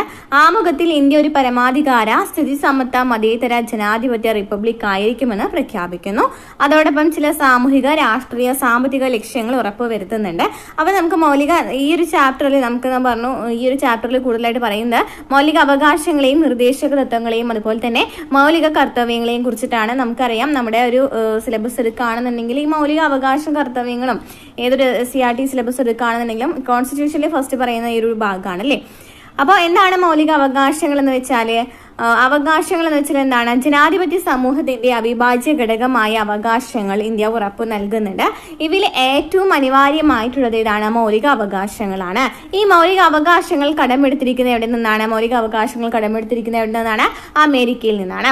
അപ്പോൾ നമ്മുടെ ഭരണഘടനയിൽ 3-ാമത്തെ ഭാഗത്തിലാണ്, പാർട്ട് 3-ലാണ് മൗലിക അവകാശങ്ങളെ കുറിച്ച് പറയുന്നത്. അപ്പൊ എന്താണ് ചില അവകാശങ്ങൾ മൗലിക അവകാശങ്ങൾ എന്നറിയാൻ കാരണം എന്നാണ് ചോദിക്കുകയാണെങ്കിൽ, വ്യക്തിക്ക് ഒരു കാരണവശാലും നിഷേധിക്കാൻ പാടില്ലാത്ത അവകാശങ്ങളാണ് മൗലിക അവകാശങ്ങൾ. വ്യക്തിക്ക് ഒരു കാരണവശാലും നിഷേധിക്കപ്പെടാൻ പാടില്ലാത്ത അവകാശങ്ങളെയാണ് എന്തെന്ന് പറയുന്നത്?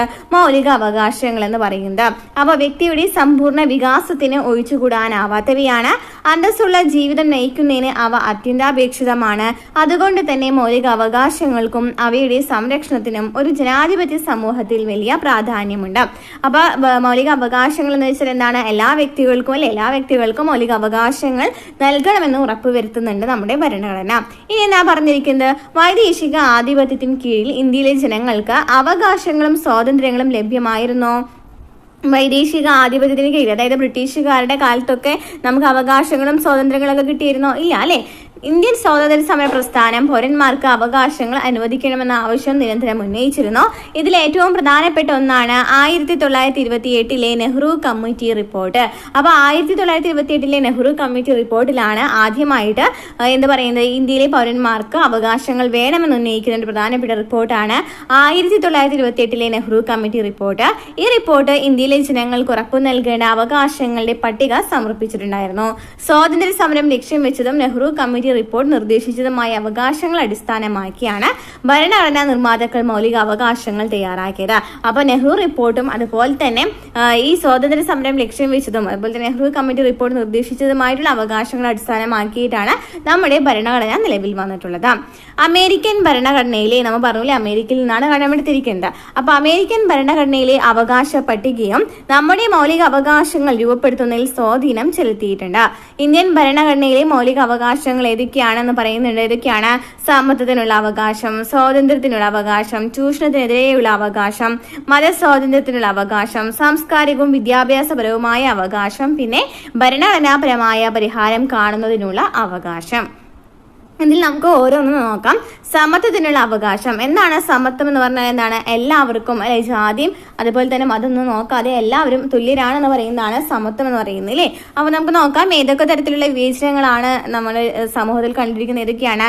ജാതി അടിസ്ഥാനത്തിലുള്ള വിവേചനം കണ്ടിട്ടുണ്ട് അല്ലേ, സ്ത്രീ പുരുഷ അസമത്വം കണ്ടിട്ടുണ്ട്, അതുപോലെ തന്നെ ജനന സ്ഥലത്തിന്റെ അടിസ്ഥാനത്തിലുള്ള വിവേചനങ്ങളും കണ്ടിട്ടുണ്ട് അല്ലേ. ഇതുപോലുള്ള നിരവധി അസമത്വങ്ങളും വിവേചനങ്ങളും നിലനിൽക്കുന്ന സമൂഹമാണ് നമ്മുടേത്. ഇങ്ങനെയുള്ള സാമൂഹിക അസമത്വങ്ങൾ അവസാനിപ്പിക്കാനും സമത്വം ഉറപ്പുവരുത്താനും വേണ്ടിയാണ് സമത്വത്തിനുള്ള അവകാശം നിലകൊള്ളുന്നത്. ഈ വിവേചനങ്ങൾക്കൊക്കെ എതിരായിട്ടാണ് എന്ത് വരുന്നത്? സമത്വത്തിനുള്ള അവകാശം വരുന്നത് അല്ലേ. ഇനി സമത്വത്തിനുള്ള അവകാശത്തിൽ ഉൾക്കൊള്ളിച്ചിരിക്കുന്ന ആശയങ്ങൾ ഏതൊക്കെയാണ്? നിയമത്തിന് മുന്നിലുള്ള സമത്വം ഉറപ്പാക്കൽ അല്ലെ, ആർട്ടിക്കിൾ 14 നിയമത്തിന് മുന്നിലുള്ള സമത്വത്തെ കുറിച്ച് പറയുന്നത്. ജാതി, മതം, വർഗം, ലിംഗം, ജനനസ്ഥലം എന്നിവയുടെ അടിസ്ഥാനത്തിലുള്ള വിവേചനം നിരോധിക്കൽ എത്രാമത്തെയാണ് പറയുന്നത്? 15-ാമത്തെ ആർട്ടിക്കിളിലാണ് പറയുന്നത് അല്ലേ. 16-ാമത്തെ ആർട്ടിക്കിളിൽ എന്താ പറയുന്നത്? പൊതു നിയമനങ്ങളിൽ അവസര സമത്വം ഉറപ്പാക്കൽ. 16 പറയുന്നു. തൊട്ടുകൂടായ്മ നിർത്തലാക്കൽ ആർട്ടിക്കിൾ 17 പറയുന്നു. സ്ഥാനപ്പേരുകൾ നിർത്തലാക്കൽ ആർട്ടിക്കിൾ 18 പറയുന്നു. എന്നാൽ സ്ത്രീകൾ, കുട്ടികൾ, പിന്നാക്ക വിഭാഗങ്ങൾ എന്നിവർക്ക് പ്രത്യേക പരിഗണന നൽകുന്നത് സമത്വത്തിനുള്ള അവകാശത്തിന് എതിരല്ല. നേരെ മറിച്ച് പ്രത്യേക പരിഗണന നൽകുന്നത് വഴി അസമത്വം ഒഴിവാക്കാനും സമത്വം സ്ഥാപിക്കാനും കഴിയും. എന്നാൽ സ്ത്രീകൾക്കും കുട്ടികൾക്കും പിന്നാക്ക വിഭാഗങ്ങൾക്കും എന്ത് പറയുന്നുണ്ട്? അവർക്ക് പ്രത്യേക പരിഗണന നൽകാം. അതെന്ന് പറയുന്നത് സമത്വത്തിനെതിരൊന്നല്ല, അത് അസമത്വം കുറയ്ക്കുന്നതിന് വേണ്ടിയാണ് എന്നും പറയുന്നുണ്ട് അല്ലേ. ഇനി സ്ഥാനപ്പേരുകൾ നിർത്തലാക്കുന്നത് ഏത് ആർട്ടിക്കിളിലാണ് വരുന്നത്?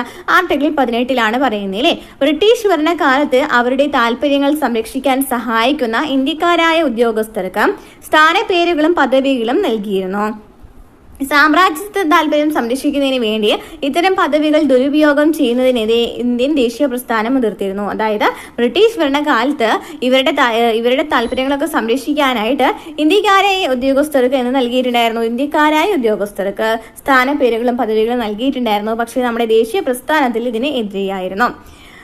ഇത്തരം സ്ഥാനപ്പേരുകൾ അസമത്വത്തിന് കാരണമാകുന്നതിനാൽ ഇന്ത്യൻ ഭരണഘടന സ്ഥാനപ്പേരുകൾ നിർത്തലാക്കി. ഈ സ്ഥാനപ്പേരുകൾ നൽകുന്നത് എന്താണ്? അസമത്വത്തിനെതിരെയാണെന്ന് പറഞ്ഞതിന് ശേഷമാണ് ഈ ഭരണഘടനയിൽ ഈ ഒരു സമത്വത്തിന്റെ ഒരു ഭാഗത്ത് ഈ തലക്കെട്ടുകളൊക്കെ നിർത്തലാക്കിയത്. നെക്സ്റ്റ്, സ്വാതന്ത്ര്യത്തിനുള്ള അവകാശം.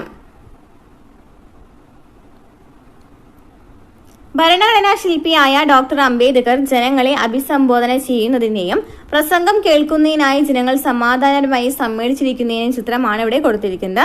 ഇവ രണ്ടും ഇന്ത്യൻ ഭരണഘടന ഉറപ്പു നൽകുന്ന സ്വാതന്ത്ര്യങ്ങളുമായി ബന്ധപ്പെട്ടതാണ്. ഏതൊക്കെയാണ് പ്രധാനപ്പെട്ട സ്വാതന്ത്ര്യങ്ങളുമായി ബന്ധപ്പെട്ടതാണ്? സംസാരത്തിനും ആശയ പ്രകടനത്തിനുമുള്ള സ്വാതന്ത്ര്യം, അല്ലെ? 6 മൗലിക സ്വാതന്ത്ര്യങ്ങളാണ് ഇന്ത്യൻ ഭരണഘടനയിൽ പറയുന്നത്. അതിലൊന്നാണ് സംസാരത്തിനും ആശയ പ്രകടനത്തിനുമുള്ള സ്വാതന്ത്ര്യം. പിന്നെ ആയുധങ്ങൾ കൂടാതെ സമാധാനപരമായി സമ്മേളിക്കുവാനുള്ള സ്വാതന്ത്ര്യം, സംഘടനകൾ രൂപീകരിക്കുവാനുള്ള സ്വാതന്ത്ര്യം, ഇന്ത്യയിൽ എവിടെയും സഞ്ചരിക്കുവാനുള്ള സ്വാതന്ത്ര്യം, ഇന്ത്യയിൽ എവിടെയും താമസിക്കുവാനുള്ള സ്വാതന്ത്ര്യം, ഏത് തൊഴിലിലും വ്യാപാര വാണിജ്യ പ്രവർത്തനങ്ങളിലും ഏർപ്പെടുന്നതിനുള്ള സ്വാതന്ത്ര്യം, ജീവനും വ്യക്തി സ്വാതന്ത്ര്യത്തിനുമുള്ള സംരക്ഷണം. അതായത് ആർട്ടിക്കിളാണ് പറയുന്നത്. ആർട്ടിക്കിൾ 21 പറയുന്നത്, അല്ലേ? ഇപ്പൊ നമ്മൾ പറഞ്ഞു നോക്കിയേ, സംസാരം, ആശയ പ്രകടനം, സംഘടനകളൊക്കെ എന്താണ്? ആർട്ടിക്കിൾ 19 വരുന്നതാണ്. ഇനി ആർട്ടിക്കിൾ 20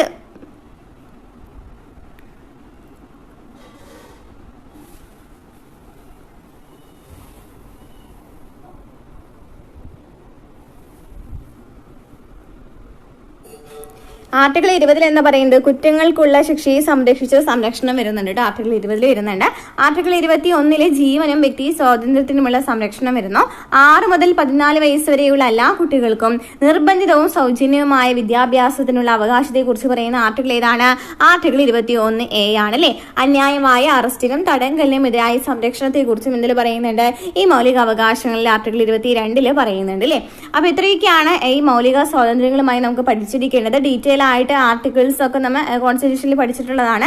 ഈ ഒരു ചാപ്റ്ററിൽ ഈ എടുത്തപ്പോൾ ഞാൻ ആ ഒരു ആർട്ടിക്കിൾസ് പറഞ്ഞു മാത്രം. നമ്മൾ എന്തായാലും ആർട്ടിക്കിൾസും കൂടെ പഠിച്ചിരിക്കണം കേട്ടോ.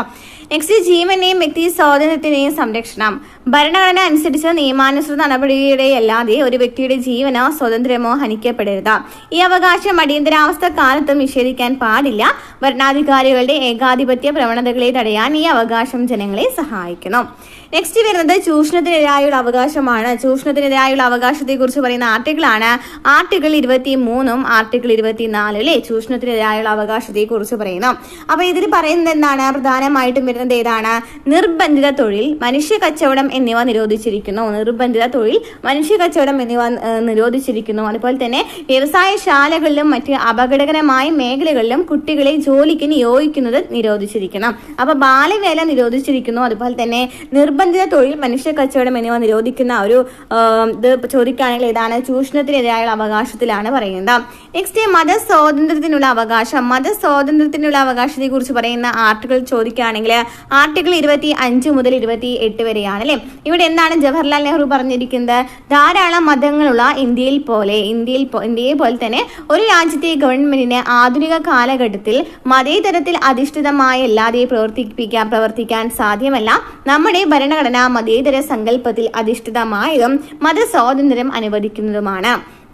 അപ്പോൾ നമ്മുടെ ഭരണഘടന ആധുനിക ഇന്ത്യയുടെ ശില്പിയായിട്ടുള്ള ജവഹർലാൽ നെഹ്റുവിൻ്റെ വാക്കുകളാണ് എന്താണ്? ധാരാളം മതങ്ങളുള്ള ഇന്ത്യയിൽ ഒരു രാജ്യത്തെ ഗവൺമെന്റിന് ആധുനിക കാലഘട്ടത്തിൽ ഈ മതേതരത്തിൽ അധിഷ്ഠിതമല്ലാതെ പ്രവർത്തിക്കാൻ സാധ്യമല്ല എന്ന് പറയുന്നത്, അല്ലേ? അപ്പം ഇവിടെ നമുക്ക് എന്താണ് മതേതരത്വം എന്ന് വെച്ചാൽ എന്താണ്? ഇന്ത്യക്ക് ഒരു ഔദ്യോഗിക മതമല്ല. നോക്കി ഈ ഒരു സ്റ്റേറ്റ്മെന്റ് കുറെ ക്വസ്റ്റ്യൻ പേപ്പറിൽ കണ്ടിട്ടുണ്ട്. ഇന്ത്യക്ക് ഒരു ഔദ്യോഗിക മതമില്ല എന്ന് പറയുന്നത് ശരിയാണോ? ശരിയാണ്, അല്ലേ? സ്റ്റേറ്റ്മെന്റ് ആയിട്ട് വന്നിട്ടുണ്ട് കേട്ടോ. ഇനി ഒരു മതത്തെയും ഇന്ത്യ പ്രോത്സാഹിപ്പിക്കുന്നുമില്ല. എന്നാൽ മതസ്വാതന്ത്ര്യം ഭരണഘടന ഉറപ്പു നൽകുന്നുണ്ട്. ഏതിലാണ് പറയുന്നത് നോക്കിയൊക്കെ? സ്വതന്ത്രമായി ഏത് മതത്തിലും വിശ്വസിക്കുന്നതിനും ആചരിക്കുന്നതിനും പ്രചരിപ്പിക്കുന്നതിനുള്ള അവകാശത്തെ കുറിച്ച് പറയുന്ന ആർട്ടിക്കിൾ ഏതാണ്? ആർട്ടിക്കിൾ 25 പറയുന്നത്. ഏത് മതത്തിൽ വേണമെങ്കിലും വിശ്വസിക്കാമെന്ന്. ഇനി മതവിഭാഗങ്ങൾക്ക് മതജീവകാരുണ്യ സ്ഥാപനങ്ങൾ സ്ഥാപിക്കുന്നതിനും നടത്തുന്നതിനുള്ള അവകാശം 26 പറയുന്നുണ്ട്. അതുപോലെ തന്നെ ഏതെങ്കിലും പ്രത്യേക മതത്തിന്റെ പ്രോത്സാഹനത്തിന് വേണ്ടി നികുതികൾ കൊടുക്കാൻ നിർബന്ധിക്കുന്നതിനെതിരായ അവകാശത്തെക്കുറിച്ച് ഇതിൽ പറയുന്നത് ആർട്ടിക്കിൾ 27 പറയുന്നുണ്ട്. ഓക്കെ, അപ്പൊ ഈ മതസ്വാതന്ത്ര്യത്തിനെ കുറിച്ച് പറയുന്നത് സ്വതന്ത്രമായി ഏത് മതത്തിലും വിശ്വസിക്കുന്നതിനുള്ള അവകാശം പറയുന്നുണ്ട്. ഈ മതത്തിലുള്ളവർക്ക് ഈ ഓരോ മതവിഭാഗങ്ങൾക്ക് മതജീവകാരുണ്യ സ്ഥാപനങ്ങൾ സ്ഥാപിക്കാമെന്ന് പറയുന്നുണ്ട്. അതുപോലെ തന്നെ മതത്തിന്റെ പ്രോത്സാഹനത്തിന് വേണ്ടി മാത്രം പ്രത്യേകം മതത്തിന്റെ പ്രോത്സാഹനത്തിന് വേണ്ടി നികുതികൾ കൊടുക്കാൻ നിർബന്ധിക്കുന്നതിന് എതിരായ അവകാശം, അങ്ങനെ നികുതികൾ കൊടുക്കാൻ പാടില്ല എന്ന് ആർട്ടിക്കിൾ 27 പറയുന്നുണ്ട്.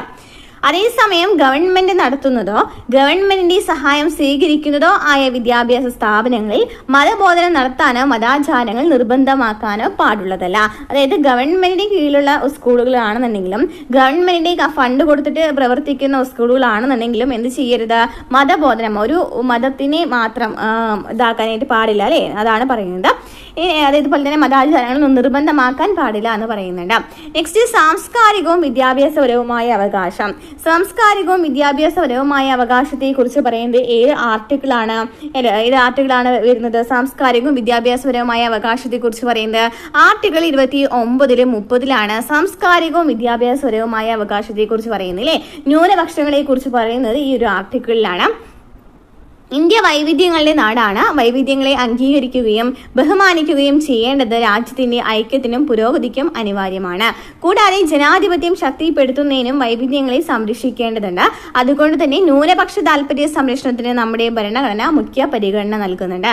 ന്യൂനപക്ഷ വിഭാഗങ്ങളുടെ അവകാശങ്ങൾ സംരക്ഷിക്കുന്നതിനാണ് സാംസ്കാരികവും വിദ്യാഭ്യാസപരമായ അവകാശങ്ങൾ ഭരണഘടനയിൽ ഉൾപ്പെടുത്തിയിരിക്കുന്നത്. അപ്പോൾ ഏതൊക്കെയാണ് ന്യൂനപക്ഷങ്ങൾക്ക് വേണ്ടിയിട്ടുള്ളത്? അവരുടെ ഭാഷ, ലിപി, സംസ്കാരം എന്നിവയുടെ സംരക്ഷണം ഏത് ആർട്ടിക്കിളിലാണ്? ആർട്ടിക്കിൾ 29 പറയുന്നു. മതഭാഷാ ന്യൂനപക്ഷങ്ങൾക്ക് സ്വന്തം ഇഷ്ടപ്രകാരം വിദ്യാഭ്യാസ സ്ഥാപനങ്ങൾ ആരംഭിക്കുന്നതിനുള്ള അവകാശത്തെ കുറിച്ച് പറയുന്നത് ഏതിലാണ്? ആർട്ടിക്കിൾ 30. ഓക്കെ, അപ്പൊ ഭാഷ, ലിപി, സംസ്കാരം എന്നിവയുടെ സംരക്ഷണത്തെ കുറിച്ച് ആർട്ടിക്കിൾ 29 പറയുന്നു. മതഭാഷാ ന്യൂനപക്ഷങ്ങൾക്ക് സ്വന്തം ഇഷ്ടപ്രകാരം വിദ്യാഭ്യാസ സ്ഥാപനങ്ങൾ ആരംഭിക്കുന്നതിനുള്ള അവകാശത്തെ കുറിച്ച് പറയുന്നത് ആർട്ടിക്കിൾ 30. നെക്സ്റ്റ് ഭരണഘടനാപരമായ പരിഹാരം കാണുന്നതിനുള്ള അവകാശം. ഭരണഘടനാപരമായ പരിഹാരം കാണുന്നതിനുള്ള അവകാശം ഏത് ആർട്ടിക്കിളാണ്? ആർട്ടിക്കിൾ 32 പറയുന്നതിൽ റിട്ടുകളൊക്കെ ഈ ഒരു ആർട്ടിക്കിളുമായി ബന്ധപ്പെട്ട് വരുന്നവയാണ്. നമുക്ക് നോക്കാം. അതായത് മൗലിക അവകാശങ്ങൾ ലംഘിക്കപ്പെടാണെന്നുണ്ടെങ്കിൽ എന്ത് ചെയ്യും? അതിന് പരിഹാര മാർഗങ്ങൾ വേണം. അതാണ് ഈ ഒരു ആർട്ടിക്കിളിൽ പറയുന്നത്. മൗലിക അവകാശങ്ങൾ നിഷേധിക്കപ്പെട്ടാൽ അവ പരിഹരിക്കുന്നതിനുള്ള മാർഗങ്ങളും ഭരണഘടന തന്നെ നിർദ്ദേശിക്കുന്നുണ്ട്. ഇത് ഭരണഘടനാപരമായ പരിഹാരം കാണാനുള്ള അവകാശം എന്നാണ് അറിയപ്പെടുന്നത്. ഒരു വ്യക്തിക്ക് മൗലിക അവകാശങ്ങൾ ലംഘിക്കപ്പെട്ടാൽ അവ പുനഃസ്ഥാപിക്കുന്നതിന് സുപ്രീം കോടതിയെയോ ഹൈക്കോടതിയെയോ നേരിട്ട് സമീപിക്കാനുള്ള അവകാശമാണ് ഭരണഘടനാപരമായ പരിഹാരം കാണാനുള്ള അവകാശത്തിൽ പറയുന്നത്. അപ്പോൾ അതായത് ആർട്ടിക്കിൾ 32 പ്രകാരം സുപ്രീം കോടതിക്കും അതുപോലെ തന്നെ ആർട്ടിക്കിൾ 226 പ്രകാരം ഹൈക്കോടതിക്കും റിട്ടുകൾ പുറപ്പെടുവിക്കാനുള്ള അധികാരമുണ്ട്. ഓക്കെ, അത് പഠിച്ചു വെച്ചിരിക്കാം. അപ്പോൾ ഇവിടെ പറയുന്നതാണ്, ഒരു മൗലിക അവകാശം ലംഘിക്കപ്പെട്ടാൽ നമുക്ക് സുപ്രീം കോടതിയെയോ അല്ലെങ്കിൽ ഹൈക്കോടതിയെയോ എന്ത് ചെയ്യാം? നേരിട്ട് സമീപിക്കാം എന്ന് പറയുന്നു. ഇപ്രകാരം മൗലിക അവകാശങ്ങൾ പുനഃസ്ഥാപിക്കുന്നതിന് വേണ്ടി കോടതികൾ പുറപ്പെടുവിക്കുന്ന ഉത്തരവുകളെയാണ് എന്ന് പറയുന്നത് റിട്ടുകൾ എന്ന് പറയുന്നത്. ഇനി BR അംബേദ്കർ എന്താ പറഞ്ഞിരിക്കുന്നത്? ഈ ഭരണഘടനയിൽ ഏറ്റവും പ്രധാനപ്പെട്ട വകുപ്പ് ഏതാണെന്ന് ചോദിച്ചാൽ എന്റെ ഉത്തരം ഭരണഘടനാപരമായ പരിഹാരം കാണാനുള്ള അവകാശം എന്നാണ്.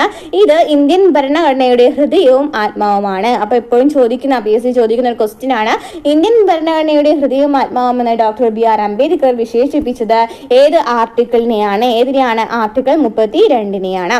ഇനി റിട്ടുകൾ പുറപ്പെടുവിക്കാമെന്ന് പറഞ്ഞു. അതായത് നമുക്ക് ഒരു പരിഹാരം കാണുന്നതിന് വേണ്ടി സുപ്രീം കോടതിയോ ഹൈക്കോടതിയെയോ നമ്മൾ സമീപിക്കുകയാണെന്നുണ്ടെങ്കിൽ ഇവർക്ക് റിട്ടുകൾ പുറപ്പെടുവിക്കാനുള്ള അധികാരമുണ്ടെന്ന് പറഞ്ഞു. ആർട്ടിക്കിൾ 32 പ്രകാരം സുപ്രീം കോടതിക്കും ആർട്ടിക്കിൾ 226 പ്രകാരം ഹൈക്കോടതിക്കും റിട്ടുകൾ പുറപ്പെടുവിക്കാം. എന്താണ് റിട്ടുകൾ എന്ന് വെച്ചാൽ മൗലിക അവകാശ സംരക്ഷണത്തിനായി 5 തരത്തിലുള്ള റിട്ടുകൾ പുറപ്പെടുവിക്കാൻ സുപ്രീം കോടതിക്കും ഹൈക്കോടതികൾക്കും അധികാരമുണ്ട്.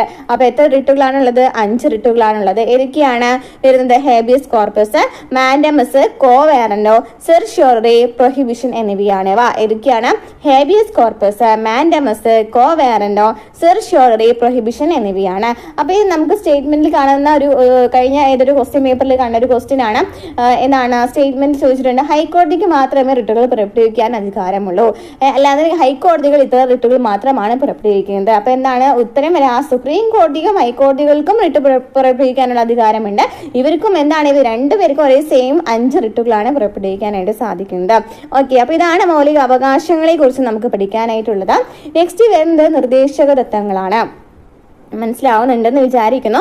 ഓക്കെ, അപ്പോൾ നിർദ്ദേശക തത്വങ്ങളെ കുറിച്ച് നോക്കുകയാണെന്നുണ്ടെങ്കിൽ നമുക്ക് ജനക്ഷേമമാണ് അവിടുത്തെ പ്രധാനപ്പെട്ട ലക്ഷ്യം. നിർദ്ദേശക തത്വങ്ങളുടെ ലക്ഷ്യം ചോദിക്കുകയാണെങ്കിൽ എന്താണ്? ജനക്ഷേമമാണ്. ഇന്ത്യയുടെ ക്ഷേമ രാഷ്ട്രമാണ്. ജനക്ഷേമം മുൻനിർത്തി മേൽ സൂചിപ്പിച്ചതുപോലുള്ള പരിപാടികൾ ആവിഷ്കരിച്ച് നടപ്പിലാക്കാൻ ഭരണഘടന കേന്ദ്ര സംസ്ഥാന ഗവൺമെന്റുകളോട് നിർദ്ദേശിക്കുന്നുണ്ട്. അതായത് അപ്പോൾ പരിസ്ഥിതി സംരക്ഷണത്തിനുമായിട്ട് ബന്ധപ്പെട്ടിട്ടും പരിസ്ഥിതി ദിനവുമായിട്ട് ബന്ധപ്പെട്ടിട്ടൊക്കെ എന്താണ് കുറച്ച് നിയമങ്ങൾ നമുക്ക് ഇതിൽ വരുന്നുണ്ട്. നിർദ്ദേശക തത്വങ്ങളിൽ കുറച്ച് കാര്യങ്ങളൊക്കെ പറയുന്നുണ്ട്. അതാണ് ഇത് നോക്കാം. വരുന്നത് ഏതൊക്കെയാണ് നമുക്ക് നോക്കാം. ഓക്കെ, ഇപ്പം ഇത്തരം നിർദ്ദേശങ്ങൾ ഭരണഘടനയുടെ 4-ാം ഭാഗത്ത്, ഏത് ഭാഗമാണ്? പാർട്ട് 4-ലാണ്. അതായത് നമ്മൾ പറഞ്ഞ മൗലിക അവകാശങ്ങളാണെന്നുണ്ടെങ്കിൽ പാർട്ട് 3-ലാന്ന് പറഞ്ഞല്ലോ. എത്ര വരെയാണ് ആർട്ടിക്കിൾസ് വന്നത്? 12 മുതൽ 35 വരെയാണ് മൗലിക അവകാശങ്ങളിൽ ആർട്ടിക്കിൾസ് വന്നത്. എന്നാൽ മാർഗനിർദ്ദേശക തത്വങ്ങൾ വരുന്നത് 4-ാം ഭാഗത്താണ്. ആർട്ടിക്കിൾ 36 മുതൽ 51 വരെയാണ് മാർഗനിർദ്ദേശക തത്വങ്ങളെ കുറിച്ച് പറയുന്നത്. ഒരു ക്ഷേമ രാഷ്ട്രം സൃഷ്ടിക്കുന്നതിന് സഹായകമാകുന്ന സാമൂഹിക, സാമ്പത്തിക, രാഷ്ട്രീയ പരിപാടികളാണ് നിർദ്ദേശക തത്വങ്ങളിൽ ഉൾക്കൊള്ളിച്ചിരിക്കുന്നത്. പേര് സൂചിപ്പിക്കുന്നത് പോലെ ഇവയെല്ലാം നിർദ്ദേശങ്ങളാണ്. ഓക്കെ, ഇവയെല്ലാം നിർദ്ദേശങ്ങളാണ്. നമ്മൾ അത് പാലിക്കണമെന്ന് നിർബന്ധമൊന്നുമില്ല. എന്നാൽ എന്താണ് എന്താണ് നിർദ്ദേശങ്ങളാണെന്നാണ് പറയുന്നത് അല്ലേ. അതായത് നയരൂപീകരണ വേളയിലും പദ്ധതി നടത്തിപ്പിലും രാഷ്ട്രം പരിഗണിക്കേണ്ടതും നടപ്പിലാക്കേണ്ടതുമായ നിർദ്ദേശങ്ങളാണ് ഇവ. അതായത് രാഷ്ട്രമാണ് അവിടെ നടപ്പിലാക്കേണ്ടത്. ഓക്കെ, രാഷ്ട്രം നടപ്പിലാക്കേണ്ട നിർദ്ദേശങ്ങളാണ് എന്ന് പറയുന്ന മാർഗനിർദ്ദേശക തത്വങ്ങളിൽ വരുന്നത്. മൗലിക അവകാശങ്ങളിൽ ഉൾപ്പെടാൻ സാധിക്കാതിരുന്ന ചില അവകാശങ്ങളും നിർദ്ദേശക തത്വങ്ങളിൽ ഉൾപ്പെടുത്തിയിട്ടുണ്ട്. പക്ഷേ ഇവിടുത്തെ മെയിൻ പ്രത്യേകത എന്ന് വെച്ചാൽ മൗലിക അവകാശം നമ്മൾ പറഞ്ഞു, മൗലിക അവകാശത്തിൽ എന്തെങ്കിലും ഒരു ലംഘനം ഉണ്ടാവുകയാണെന്നുണ്ടെങ്കിൽ നമുക്ക് സുപ്രീം കോടതി അല്ലെങ്കിൽ ഹൈക്കോടതിയെ നമുക്ക് എന്ത് ചെയ്യാം, സമീപിക്കാം എന്ന് പറഞ്ഞു അല്ലേ. എന്നാൽ നിർദ്ദേശക തത്വങ്ങളിലാണെന്നുണ്ടെങ്കിൽ ഇവ സംരക്ഷിച്ച് കിട്ടുന്നതിന് വേണ്ടി കോടതിയെ സമീപിക്കാനായിട്ടൊന്നും കഴിയില്ല. ഇനി ഏതൊക്കെയാണ് നിർദ്ദേശക തത്വങ്ങളിൽ വരുന്ന പ്രധാനപ്പെട്ടവ? സൗജന്യ നിയമസഹായത്തെ കുറിച്ച് പറയുന്നുണ്ട്. അതുപോലെ തന്നെ സ്ത്രീക്കും പുരുഷനും തുല്യ ജോലിക്ക് തുല്യ വേതനം എന്നിവയെ കുറിച്ച് പറയുന്നുണ്ട് അല്ലെ. അതുപോലെ തന്നെ പട്ടികജാതി പട്ടികവർഗ വിഭാഗങ്ങളുടെ വിദ്യാഭ്യാസ, സാമ്പത്തിക താല്പര്യങ്ങൾ സംരക്ഷിക്കൽ, പിന്നെന്താണ് അന്താരാഷ്ട്ര സമാധാനവും സുരക്ഷിതത്വവും ഉറപ്പുവരുത്തൽ, പിന്നെന്താണ് മദ്യനിരോധനം, ഗോവധ നിരോധനമൊക്കെ എന്താണ് ഈ മാർഗനിർദ്ദേശക തത്വങ്ങളിൽ വരുന്നവയാണ്. നമ്മുടെ രാഷ്ട്രപിതാവായ മഹാത്മാഗാന്ധിയുടെ ആശയങ്ങൾ പലതും ഈ നിർദ്ദേശക തത്വങ്ങളിൽ ഉൾപ്പെടുത്തിയിട്ടുണ്ട്. ഈ ഒരു പോയിന്റ് ഇമ്പോർട്ടൻ്റ് ആണ്. ഇത് നമുക്ക് എന്താണ് സ്റ്റേറ്റ്മെന്റ് ആയിട്ട് ചോദിക്കാവുന്ന ക്വസ്റ്റ്യൻ ആണ്, ചോദിച്ചിട്ടുണ്ട്. അപ്പോൾ ഏതൊക്കെയാണ് ഗാന്ധിജിയുടെ ആശയങ്ങൾ എന്ന് പറയുന്നത്? ഏതൊക്കെയാണ്? ഗ്രാമപഞ്ചായത്ത് സംഘടിപ്പിക്കൽ, കുടിൽ വ്യവസായം പ്രോത്സാഹിപ്പിക്കൽ, ലഹരി വസ്തുക്കളുടെ നിരോധനം എന്നിവ ഗാന്ധിജിയുടെ നിർദ്ദേശപ്രകാരം പുറപ്പെടുവിച്ചിട്ടുള്ള പ്രധാനപ്പെട്ട മാർഗനിർദ്ദേശക തത്വങ്ങളാണ്. അവകാശ സംരക്ഷണത്തിനായുള്ള മൗലിക അവകാശങ്ങളും ക്ഷേമരാഷ്ട്രം സ്ഥാപിക്കുന്നതിനുമായുള്ള നിർദ്ദേശക തത്വങ്ങളും തമ്മിൽ അഭേദ്യമായ ബന്ധമുണ്ട്. മൗലിക അവകാശങ്ങൾ പൂർണ്ണമായ അർത്ഥത്തിൽ സാക്ഷാത്കരിക്കണമെങ്കിൽ നിർദ്ദേശക തത്വങ്ങൾ കൂടി നടപ്പിലാക്കേണ്ടതുണ്ട്. ഗവൺമെന്റിന്റെ പ്രവർത്തനങ്ങളെ വിലയിരുത്താനും മെച്ചപ്പെടുത്താനും സഹായകമായ മാനദണ്ഡങ്ങൾ എന്ന നിലയിൽ നിർദ്ദേശക തത്വങ്ങളുടെ പ്രാധാന്യം ആർക്കും നിഷേധിക്കാനാവില്ല. ഇനി എന്താണ് ക്ഷേമരാഷ്ട്രം എന്ന് വെച്ചാൽ എന്താണ്? എല്ലാ ജനങ്ങളുടെയും ക്ഷേമം ലക്ഷ്യമാക്കി നയങ്ങൾ ആവിഷ്കരിക്കുകയും നടപ്പിലാക്കുകയും ചെയ്യുന്ന രാഷ്ട്രമാണ് ക്ഷേമരാഷ്ട്രം. എന്താണ്? എല്ലാ ജനങ്ങളുടെയും ക്ഷേമം ലക്ഷ്യമാക്കി നയങ്ങൾ ആവിഷ്കരിക്കുകയും നടപ്പിലാക്കുകയും ചെയ്യുന്ന രാഷ്ട്രമാണ് ക്ഷേമരാഷ്ട്രം. ക്ഷേമരാഷ്ട്രങ്ങൾ ജനങ്ങളുടെ സർവതോമുഖമായ ഉന്നമനം ലക്ഷ്യമിട്ട് ജനങ്ങൾക്ക് സംരക്ഷണവും സേവനവും ലഭ്യമാക്കുന്നു. പൊതുവിഭവങ്ങളുടെ വിതരണം, വിദ്യാഭ്യാസം, പൊതുജനാരോഗ്യം എന്നിവ ഒരു ക്ഷേമരാഷ്ട്രം ഉറപ്പുവരുത്തുന്നുണ്ട്. ഇനി നെക്സ്റ്റ് വരുന്നത് മൗലിക കർത്തവ്യങ്ങളെ കുറിച്ചിട്ടാണ്. മൗലിക കർത്തവ്യങ്ങളെ ഇവിടെയും കഴിഞ്ഞാൽ നമ്മുടെ ഈ ഒരു ചാപ്റ്റർ കഴിയും. അപ്പോൾ മൗലിക കർത്തവ്യങ്ങളെ കുറിച്ച് എന്താ പറയുന്നത് നോക്കാം. ദേശീയ ഗാനം ആലപിക്കുമ്പോൾ എഴുന്നേറ്റ് നിൽക്കാറുണ്ടോ? ഉണ്ട് അല്ലേ? ഉണ്ട്. ഓക്കെ, ഇത് നമ്മൾ കഴിഞ്ഞ ക്ലാസ്സിൽ കണ്ട ഒരു ക്വസ്റ്റ്യൻ തന്നെയാണ്. ഇനി മുകളിൽ നൽകിയിരിക്കുന്ന ചെക്ക് ലിസ്റ്റിൽ നാം നിർവഹിക്കേണ്ടത് ചില കടമകളാണ് സൂചിപ്പിക്കുന്നത്. അപ്പോൾ ഏതൊക്കെയാണ് വരുന്നത്? ചരിത്ര സ്മാരകങ്ങൾ സംരക്ഷിക്കപ്പെടണം, ജനങ്ങൾക്കിടയിൽ സൗഹൃദം വളർത്താൻ ശ്രമിക്കണം, രാഷ്ട്രത്തിന്റെ ഐക്യവും അഖണ്ഡതയും കാത്തു സൂക്ഷിക്കണം, പരിസ്ഥിതി സംരക്ഷിക്കാൻ ശ്രമിക്കാറുണ്ട്. ഇവയൊക്കെ എന്താണ്? മൗലിക കർത്തവ്യങ്ങളാണ്. പരിസ്ഥിതി സംരക്ഷണത്തെ കുറിച്ച് പറയുന്നുണ്ട്. ബഹുമാനിക്കേണ്ടത് ദേശീയ ഗാനത്തെയും ഗീതത്തെയും ആദരിക്കാൻ പറയുന്നുണ്ട് അല്ലെ. അതുപോലെ തന്നെ നമ്മുടെ നമുക്ക് സ്വാതന്ത്ര്യം കിട്ടാൻ വേണ്ടിയിട്ട് പ്രയത്നിച്ചിട്ടുള്ള നേതാക്കന്മാരില്ലേ, അവരെയൊക്കെ എന്താണ്? ബഹുമാനിക്കണം എന്ന് പറയുന്നുണ്ട്. അങ്ങനെ കുറച്ച് നമുക്ക് പ്രധാനപ്പെട്ട മൗലിക കടമകളെ കുറിച്ചിട്ടാണ് അല്ലേ, പ്രധാനപ്പെട്ട കടമകളെ കുറിച്ചിട്ടാണ് ഈ ഒരു ഭാഗത്ത് പറയുന്നത്. ഇനി മൗലികാവകാശങ്ങൾ അനുഭവിക്കുന്നതോടൊപ്പം മൗലിക കർത്തവ്യങ്ങളും നിർവഹിക്കേണ്ടതുണ്ട്. ഭരണഘടനയുടെ ഭാഗം 4A ഭാഗം 4A 51A ആർട്ടിക്കിൾ 51A ഇതിനെക്കുറിച്ച് പറയുന്നത് മൗലിക കടമകളെ കുറിച്ച് പറയുന്നത് അല്ലേ. രാഷ്ട്രത്തിന്റെ ഐക്യവും അഖണ്ഡതയും കാത്തു സൂക്ഷിക്കുന്നതിന് പൗരന്മാർ രാഷ്ട്രത്തോട് ചില കടമകൾ നിറവേറ്റതായിട്ടുണ്ട്. ഈ കടമകളെയാണ് മൗലിക കർത്തവ്യങ്ങൾ എന്ന് പറയുന്നത്. രാഷ്ട്രം നമുക്ക് അവകാശങ്ങളും സംരക്ഷണവും പ്രദാനം ചെയ്യുമ്പോൾ തിരിച്ച് ഭരണഘടനയെ പരിപാലിക്കേണ്ടതും പൗരന്മാർക്കിടയിൽ സൗഹാർദ്ദം വളർത്തേണ്ടതും രാഷ്ട്രത്തിന്റെ നിലനിൽപ്പിന് സഹായകമാകേണ്ടതും നമ്മുടെ ചുമതലയാണ്. അതായത് മൗലിക കർത്തവ്യങ്ങൾ നിറവേറ്റുന്നതിലൂടെ ഒരു മെച്ചപ്പെട്ട സമൂഹം നിർമ്മിക്കുവാനും അതിന്റെ ഫലങ്ങൾ സമൂഹത്തിൽ എല്ലാവർക്കും ഒരു ഉറപ്പുവരുത്തുവാനും കഴിയും. ഓക്കെ, അപ്പൊ ഇതൊക്കെയാണ് ഈ ഒരു ചാപ്റ്ററിൽ പറയുന്നത് മൗലികാവകാശങ്ങൾ, മാർഗനിർദ്ദേശക തത്വങ്ങൾ, മൗലിക കർത്തവ്യങ്ങൾ. അപ്പൊ ഇതിൽ എന്താ പഠിച്ചിട്ടുള്ളത്? അവകാശങ്ങളെ കുറിച്ച് പറഞ്ഞു. അവകാശങ്ങളിൽ മൗലിക അവകാശങ്ങൾ വരുന്നുണ്ട്. അതില് സമത്വത്തിനുള്ള അവകാശം, സ്വാതന്ത്ര്യത്തിനുള്ള അവകാശം, ചൂഷണത്തിനെതിരായ അവകാശം, മതസ്വാതന്ത്ര്യത്തിനുള്ള അവകാശം, സാംസ്കാരികവും വിദ്യാഭ്യാസപരവുമായ അവകാശം, ഭരണഘടനാപരമായ പരിഹാരം കാണാനുള്ള അവകാശം വരുന്നുണ്ട്. ഇനി നിർദ്ദേശക തത്വങ്ങൾ എന്ന് വെച്ചാൽ എന്താണ്? ക്ഷേമ രാഷ്ട്രത്തിനുള്ള നിർദ്ദേശങ്ങളെയാണ് നിർദ്ദേശക തത്വങ്ങൾ എന്ന് പറയുന്നത്. മൗലിക കർത്തവ്യങ്ങൾ എന്താണെന്ന് നമ്മൾ പഠിച്ചു അല്ലെ, മൗലിക കടമകൾ എന്താണെന്ന് പഠിച്ചു. എന്നാൽ രണ്ടാമത്തെ ചാപ്റ്ററിലെ അവകാശങ്ങളെ കുറിച്ച് പറയുന്നുണ്ട്. എന്താണ് മൗലിക അവകാശങ്ങൾ? നമുക്കറിയാം, നമ്മുടെ ഏതൊരു സിലബസ് എടുക്കുകയാണെന്നുണ്ടെങ്കിലും ഫസ്റ്റ് എടുത്ത് പറയുന്ന ഒരു ഭാഗമാണ് മൗലിക അവകാശങ്ങളും കർത്തവ്യങ്ങളും അല്ലേ. അപ്പോൾ എന്താണ് മൗലിക അവകാശങ്ങൾ? എനിക്ക് തോന്നുന്നു ഞാൻ +1 10th പ്രിലിംസിൻ്റെ സ്റ്റേജ് 1 ഉം 2 എക്സാം നടന്നിട്ടുണ്ടായിരുന്നല്ലോ. ആ ഒരു എക്സാമിൻ്റെ റിലേറ്റഡ് ഫാക്ട്സ് ഞാൻ കോൺസ്റ്റിറ്റ്യൂഷൻ ഇട്ടിട്ടുണ്ടായിരുന്നു. അതിൽ SCERT NCERT നമ്മൾ ഉൾപ്പെടുത്തിയിട്ടുണ്ടായിരുന്നു, മൗലിക അവകാശങ്ങളും കർത്തവ്യങ്ങളും. അപ്പോൾ ഈ രണ്ടാമത്തെ ചാപ്റ്റർ നമ്മൾ അതിൽ പറഞ്ഞിട്ടുണ്ടായിരുന്നു ഡീറ്റെയിൽ ആയിട്ട്. അതുപോലെ തന്നെ SCERT പറഞ്ഞിട്ടുണ്ടായിരുന്നു അല്ലേ. അപ്പോൾ മൗലിക അവകാശങ്ങൾ എന്ന് വെച്ചാൽ എന്താണ്? ഒരു രാജ്യത്തെ ഭരണഘടന അനുവദിച്ച് നൽകുകയും സംരക്ഷിക്കുകയും ചെയ്യുന്ന അവകാശങ്ങളെയാണ് മൗലിക അവകാശങ്ങൾ എന്ന് പറയുന്നത്. ഒരു രാജ്യത്തെ ഭരണഘടന അനുവദിച്ച് നൽകുകയും സംരക്ഷിക്കുകയും ചെയ്യുന്ന അവകാശങ്ങളെയാണ് മൗലിക അവകാശങ്ങൾ എന്ന് പറയുന്നത്. ഇന്ത്യൻ ഭരണഘടനയിൽ 6 മൗലിക അവകാശങ്ങളാണുള്ളത്. എത്ര മൗലിക അവകാശങ്ങളുണ്ട്? 6 മൗലിക അവകാശങ്ങളുണ്ട്. ചോദിച്ചിട്ടുണ്ട് കേട്ടോ. എത്ര മൗലിക അവകാശങ്ങളുണ്ട്? 6 മൗലിക അവകാശങ്ങളുണ്ട്. എത്ര മൗലിക സ്വാതന്ത്ര്യങ്ങളുണ്ട്? 6 മൗലിക സ്വാതന്ത്ര്യങ്ങളുണ്ട്. പഠിച്ചിരിക്കാം. ഓക്കെ, ഇനി ഭരണഘടനയുടെ 3-ാം ഭാഗത്താണ് മൗലിക അവകാശങ്ങൾ ഉൾപ്പെടുത്തിയിരിക്കുന്നത്. ഭരണഘടനയുടെ പാർട്ട് എത്രയാണ്? പാർട്ട് വരുന്നത് 3 ആണ്. അതുപോലെ തന്നെ ആർട്ടിക്കിൾ ചോദിക്കുകയാണെങ്കിൽ 12 മുതൽ 35 വരെയാണ് മൗലിക അവകാശങ്ങളെ കുറിച്ച് പറയുന്നത്. അതുപോലെ തന്നെ ഇത് അമേരിക്കൻ ഭരണഘടനയിൽ നിന്ന് കടമെടുത്തിട്ടുള്ള ആശയമാണ്. ചോദിക്കുന്ന ക്വസ്റ്റ്യൻ തന്നെയാണോ? ഇതൊക്കെ ചോദിക്കുന്ന ക്വസ്റ്റ്യനാണ്, ഞാൻ എടുത്തെടുത്ത് പറയുന്നില്ല. അപ്പം അമേരിക്കൻ ഭരണഘടനയിൽ നിന്നാണ് മൗലിക അവകാശങ്ങൾ കടമെടുത്തിരിക്കുന്നതെന്ന് പഠിച്ചു വെച്ചിരിക്കുക. ഇനി നമ്മൾ പറഞ്ഞു 6 മൗലിക അവകാശങ്ങളുണ്ടെന്നല്ലേ. ഏതൊക്കെയാണ് 6 മൗലിക അവകാശങ്ങൾ? സമത്വത്തിനുള്ള അവകാശം, സ്വാതന്ത്ര്യത്തിനുള്ള അവകാശം, പിന്നെ ചൂഷണത്തിനെതിരെയുള്ള അവകാശം, മതസ്വാതന്ത്ര്യത്തിനുള്ള അവകാശം, സാംസ്കാരികവും വിദ്യാഭ്യാസപരവുമായ അവകാശങ്ങൾ, ഭരണഘടനാപരമായ പ്രതിവിധികൾക്കുള്ള അവകാശം അല്ലെങ്കിൽ ഭരണഘടനാപരമായ പരിഹാരങ്ങൾക്കുള്ള അവകാശം. ഇതിൽ നമുക്ക് ആദ്യം വരുന്നത് എന്താണ്? സമത്വത്തിനുള്ള അവകാശമാണ്. സമത്വത്തിനുള്ള അവകാശം എന്ന് പറയുമ്പോൾ ആർട്ടിക്കിൾ 14 മുതൽ 18 വരെയാണ് സമത്വത്തിനുള്ള അവകാശത്തെക്കുറിച്ച് പറയുന്നത് അല്ലേ. ആർട്ടിക്കിൾ 14 മുതൽ 18 വരെയാണ് സമത്വത്തിനെ കുറിച്ച് പറയുന്നത് അല്ലേ, സമത്വത്തിനെ കുറിച്ചുള്ള അവകാശത്തെ കുറിച്ച് പറയുന്നത്. ആർട്ടിക്കിൾ 14 എന്ന് പറയുന്നത് നിയമത്തിന് മുമ്പിൽ എല്ലാവരും തുല്യരാണെന്ന് പറയുന്നത് ആർട്ടിക്കിൾ 14 അല്ലേ. ആർട്ടിക്കിൾ 14 നിയമത്തിന് മുന്നിൽ എല്ലാവരും തുല്യരാണെന്ന് പറയുന്നത്. ആർട്ടിക്കിൾ 15 എന്ന് പറയുന്നു ജാതി മതഭേദമന്യേ എല്ലാവർക്കും, അതായത് ജാതിയുടെ പേരിലൊന്നും വിവേചനം കാണിക്കാൻ പാടില്ല എന്ന് പറയുന്നത് ആർട്ടിക്കിൾ 15 വിവേചനത്തിൽ നിന്നുള്ള സംരക്ഷണത്തെക്കുറിച്ച് പറയുന്നത് ആർട്ടിക്കിൾ 15 ഇനി ഗവൺമെൻറ് നിയമനങ്ങളിൽ തുല്യ അവസരത്തെക്കുറിച്ച് പറയുന്നത് ഇതിലാണ്, ആർട്ടിക്കിൾ 16 ഇനി അയിത്ത നിർമ്മാർജ്ജനത്തെക്കുറിച്ച് പറയുന്നത് ആർട്ടിക്കിൾ 17 ബഹുമതികൾ നിർത്തലാക്കുക അല്ലെങ്കിൽ സ്ഥാനപ്പേരുകൾ നിർത്തലാക്കുക, തലക്കെട്ടുകളൊക്കെ ഉണ്ടല്ലോ അതൊക്കെ നിർത്തലാക്കുക എന്ന് പറയുന്നത് ആർട്ടിക്കിൾ 18 അല്ലേ. അപ്പോൾ സമത്വത്തിനുള്ള അവകാശത്തെക്കുറിച്ച് പറയുന്നത് ആർട്ടിക്കിൾ 14 മുതൽ 18 വരെയാണ്. 14 നിയമത്തിന് മുന്നിൽ എല്ലാവരും തുല്യരാണെന്ന് പറയുന്നു. 15 വിവേചനത്തിൽ നിന്നുള്ള സംരക്ഷണം, 16 അവസര സമത്വം, 17 അയിത്ത നിർമ്മാർജ്ജനം, 18 ബഹുമതികൾ നിർത്തലാക്കൽ. നെക്സ്റ്റ് സ്വാതന്ത്ര്യത്തിനുള്ള അവകാശം. സ്വാതന്ത്ര്യത്തിനുള്ള അവകാശത്തെക്കുറിച്ച് പറയുന്നത് ആർട്ടിക്കിൾ 19 മുതൽ 22 വരെയാണ്. അപ്പോൾ ആർട്ടിക്കിൾ 19 മുതൽ 22 വരെ പറയുമ്പോൾ ഇതിൽ അഭിപ്രായം പറയാനും പ്രകടിപ്പിക്കുവാനുള്ള സ്വാതന്ത്ര്യം വരുന്നുണ്ട്. അതെന്ന് പറയുന്നത് ഇതാണ്, ആർട്ടിക്കിൾ 19 വരുന്നതാണ്. അപ്പോൾ ഈ പറയുന്നതൊക്കെ ആർട്ടിക്കിൾ 19 വരുന്നതാണ് കേട്ടോ. ഏതൊക്കെയാണ്? അഭിപ്രായം പറയുന്നതിനും അതുപോലെ തന്നെ പ്രകടിപ്പിക്കുന്നതിനുമുള്ള അവകാശം, സമാധാനപരമായി സമ്മേളിക്കാനുള്ള അവകാശം, സംഘടനകൾ രൂപീകരിക്കാനുള്ള അവകാശം, തൊഴിൽ സ്വാതന്ത്ര്യം, സഞ്ചാര സ്വാതന്ത്ര്യം, പാർപ്പിട സ്വാതന്ത്ര്യം.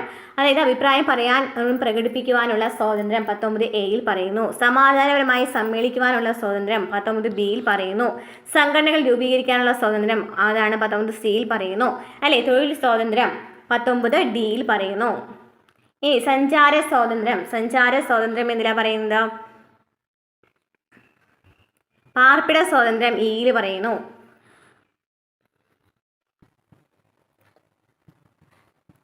19B പറഞ്ഞു സമാധാനപരമായി സമ്മേളിക്കുവാനുള്ള സ്വാതന്ത്ര്യം. C ആണെങ്കിൽ സംഘടനകൾ രൂപീകരിക്കുന്നതിനുള്ള സ്വാതന്ത്ര്യം. സഞ്ചാര സ്വാതന്ത്ര്യമാണ് 19D കേട്ടോ. D എന്ന് പറയുന്നത് സഞ്ചാര സ്വാതന്ത്ര്യമാണ്.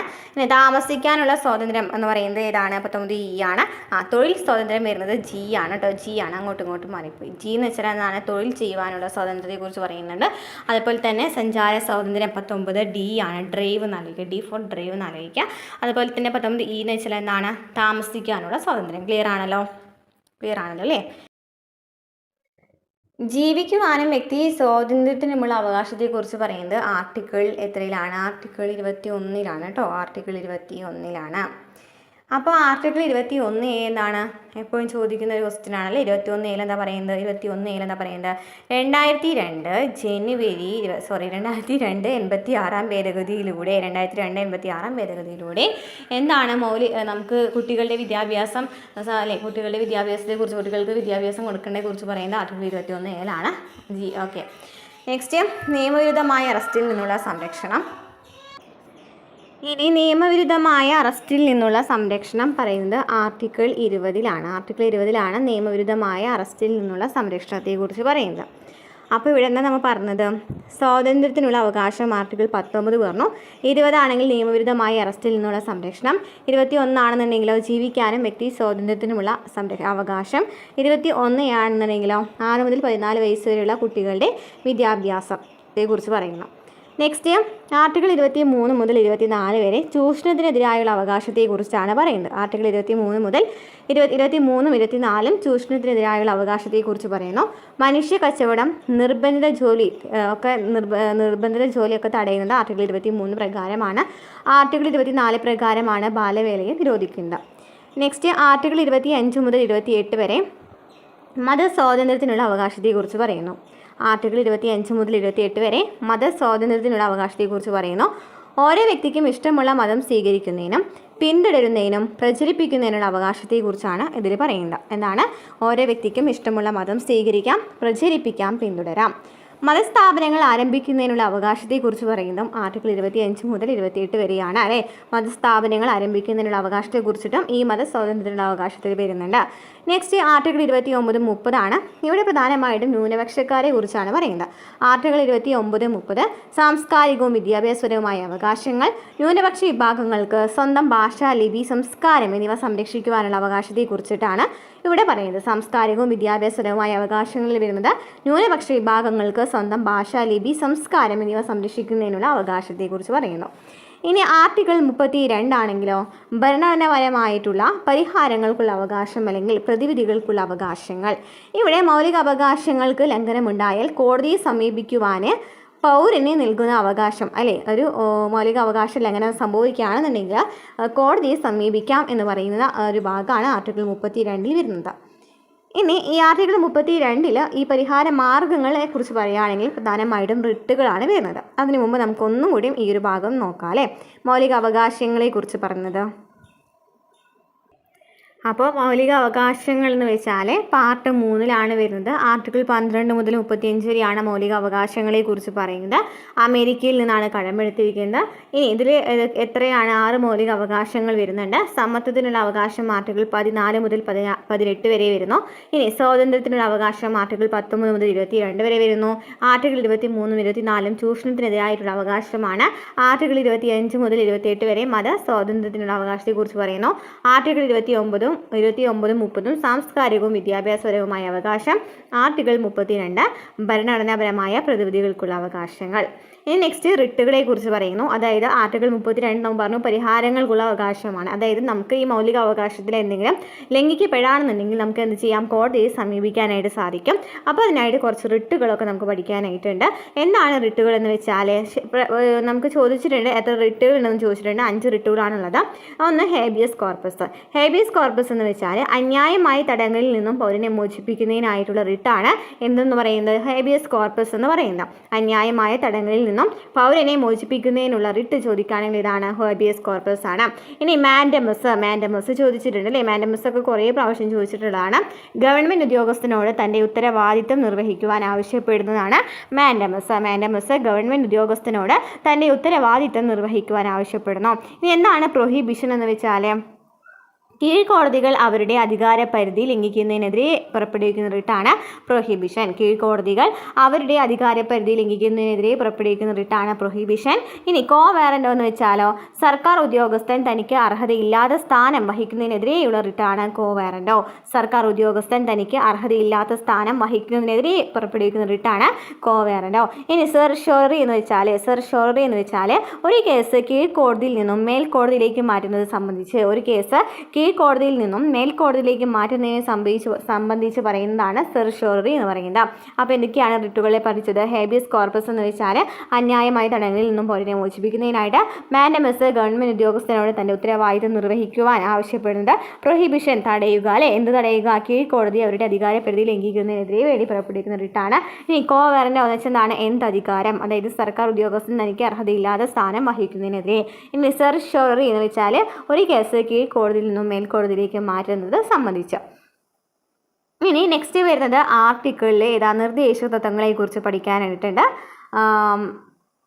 36 മുതൽ 51 വരെ അല്ലേ, 36 മുതൽ ആർട്ടിക്കിൾ 36 മുതൽ 51 വരെയാണ് നിർദ്ദേശ തത്വങ്ങളെക്കുറിച്ച് പറയുന്നത്. പാർട്ട് 4 പറയുന്നത്. സമൂഹത്തിലെ എല്ലാ വിഭാഗം ജനങ്ങൾക്കും സാമൂഹികവും സാമ്പത്തികവും രാഷ്ട്രീയവുമായ നീതി ഉറപ്പുവരുത്തുന്നതിന് വേണ്ടി ഭരണാധികാരികൾക്കുള്ള പൊതുനിർദ്ദേശകമാണ് നിർദ്ദേശക തത്വങ്ങൾ. എന്താണ് നിർദ്ദേശക തത്വങ്ങൾ? സമൂഹത്തിലെ എല്ലാ വിഭാഗം ജനങ്ങളുടെ ക്ഷേമത്തെക്കുറിച്ചാണ് ഇവിടെ പറയുന്നത് അല്ലേ. ജനങ്ങളുടെ ക്ഷേമമാണ് പ്രധാനമായിട്ടും ഇവിടെ ലക്ഷ്യം വരുന്നത്. സമൂഹത്തിലെ എല്ലാ വിഭാഗം ജനങ്ങൾക്കും സാമൂഹികവും സാമ്പത്തികവും രാഷ്ട്രീയവുമായ നീതി ഉറപ്പുവരുത്തുന്നതിന് വേണ്ടി ഭരണാധികാരികൾക്കുള്ള പൊതുനിർദ്ദേശകമാണ് നിർദ്ദേശക തത്വങ്ങൾ. ഭരണഘടനയുടെ 4-ാം ഭാഗത്താണ് നിർദ്ദേശ തത്വങ്ങൾ ഉൾപ്പെടുത്തിയിട്ടുള്ളത്. ഈ ആശയം കടമെടുത്തിരിക്കുന്നത് അയർലാൻഡിൻ്റെ ഭരണഘടനയിൽ നിന്നാണ്. അപ്പോൾ നിർദ്ദേശ തത്വങ്ങൾ എന്ന് പറയുമ്പോൾ ആർട്ടിക്കിൾ 36 മുതൽ 51 വരെയാണ്. നമുക്ക് ഡീറ്റെയിൽ ആയിട്ട് ഓരോ ആർട്ടിക്കിളും പഠിക്കാനായിട്ട് വരുന്നില്ല NCERT-ൽ. അപ്പോൾ നിർദ്ദേശ തത്വങ്ങൾ എന്ന് പറയുമ്പോൾ സമൂഹത്തിലെ എല്ലാ വിഭാഗം ജനങ്ങൾക്കും സാമൂഹികവും സാമ്പത്തികവുമായ നീതി ഉറപ്പാക്കുക. 4-ാം ഭാഗത്ത് പറയുന്നു. ആർട്ടിക്കിൾ 36 മുതൽ 51 വരെയാണ് വരുന്നത്. അയർലാൻഡിൻ്റെ ഭരണഘടനയിൽ നിന്നാണ് ഇത് കടമെടുത്തിരിക്കുന്നത്. നെക്സ്റ്റ് മൗലിക അവകാശങ്ങളും നിർദ്ദേശ തത്വങ്ങളും തമ്മിലുള്ള വ്യത്യാസം എന്താണ്? മൗലിക അവകാശങ്ങൾ എന്ന് വെച്ചാൽ നമുക്ക് മൗലിക അവകാശങ്ങൾ ലംഘിക്കപ്പെട്ടാൽ നമുക്ക് എന്ത് ചെയ്യാം? കോടതിയെ സമീപിക്കാമെന്ന് പറഞ്ഞു. അതുപോലെ തന്നെ ഗവൺമെൻറ്റിൻ്റെ മേൽ നിയന്ത്രണങ്ങൾ ഏർപ്പെടുത്തുന്നുണ്ട്. വ്യക്തികളുടെ അവകാശങ്ങൾ സംരക്ഷിക്കുന്നുണ്ട്. മൗലിക അവകാശങ്ങൾ ലംഘിക്കപ്പെട്ടാൽ കോടതിയെ സമീപിക്കാം. ഗവൺമെൻറ്റിൻ്റെ മേൽ നിയന്ത്രണങ്ങൾ ഏർപ്പെടുത്തുന്നു. വ്യക്തികളുടെ അവകാശങ്ങൾ സംരക്ഷിക്കുന്നു. എന്നാൽ നിർദ്ദേശ തത്വങ്ങൾ ലംഘിക്കപ്പെടുകയാണെങ്കിൽ നമുക്ക് കോടതിയെ സമീപിക്കാനായിട്ട് കഴിയില്ല. ചില കാര്യങ്ങൾ ചെയ്യാൻ ഗവൺമെൻറ്റിനോട് ആവശ്യപ്പെടാം. സാമൂഹ്യക്ഷേമമാണ് പ്രധാനമായിട്ടുള്ള ലക്ഷ്യം വരുന്നത് അല്ലേ. മൗലിക അവകാശങ്ങൾ നമ്മുടെ അവകാശങ്ങളാണ് വരുന്നതെങ്കിൽ നിർദ്ദേശ തത്വങ്ങൾ എന്ന് വെച്ചാൽ എന്താണ്? ക്ഷേമമാണ് അവിടുത്തെ പ്രധാനപ്പെട്ട ലക്ഷ്യം വരുന്നത്.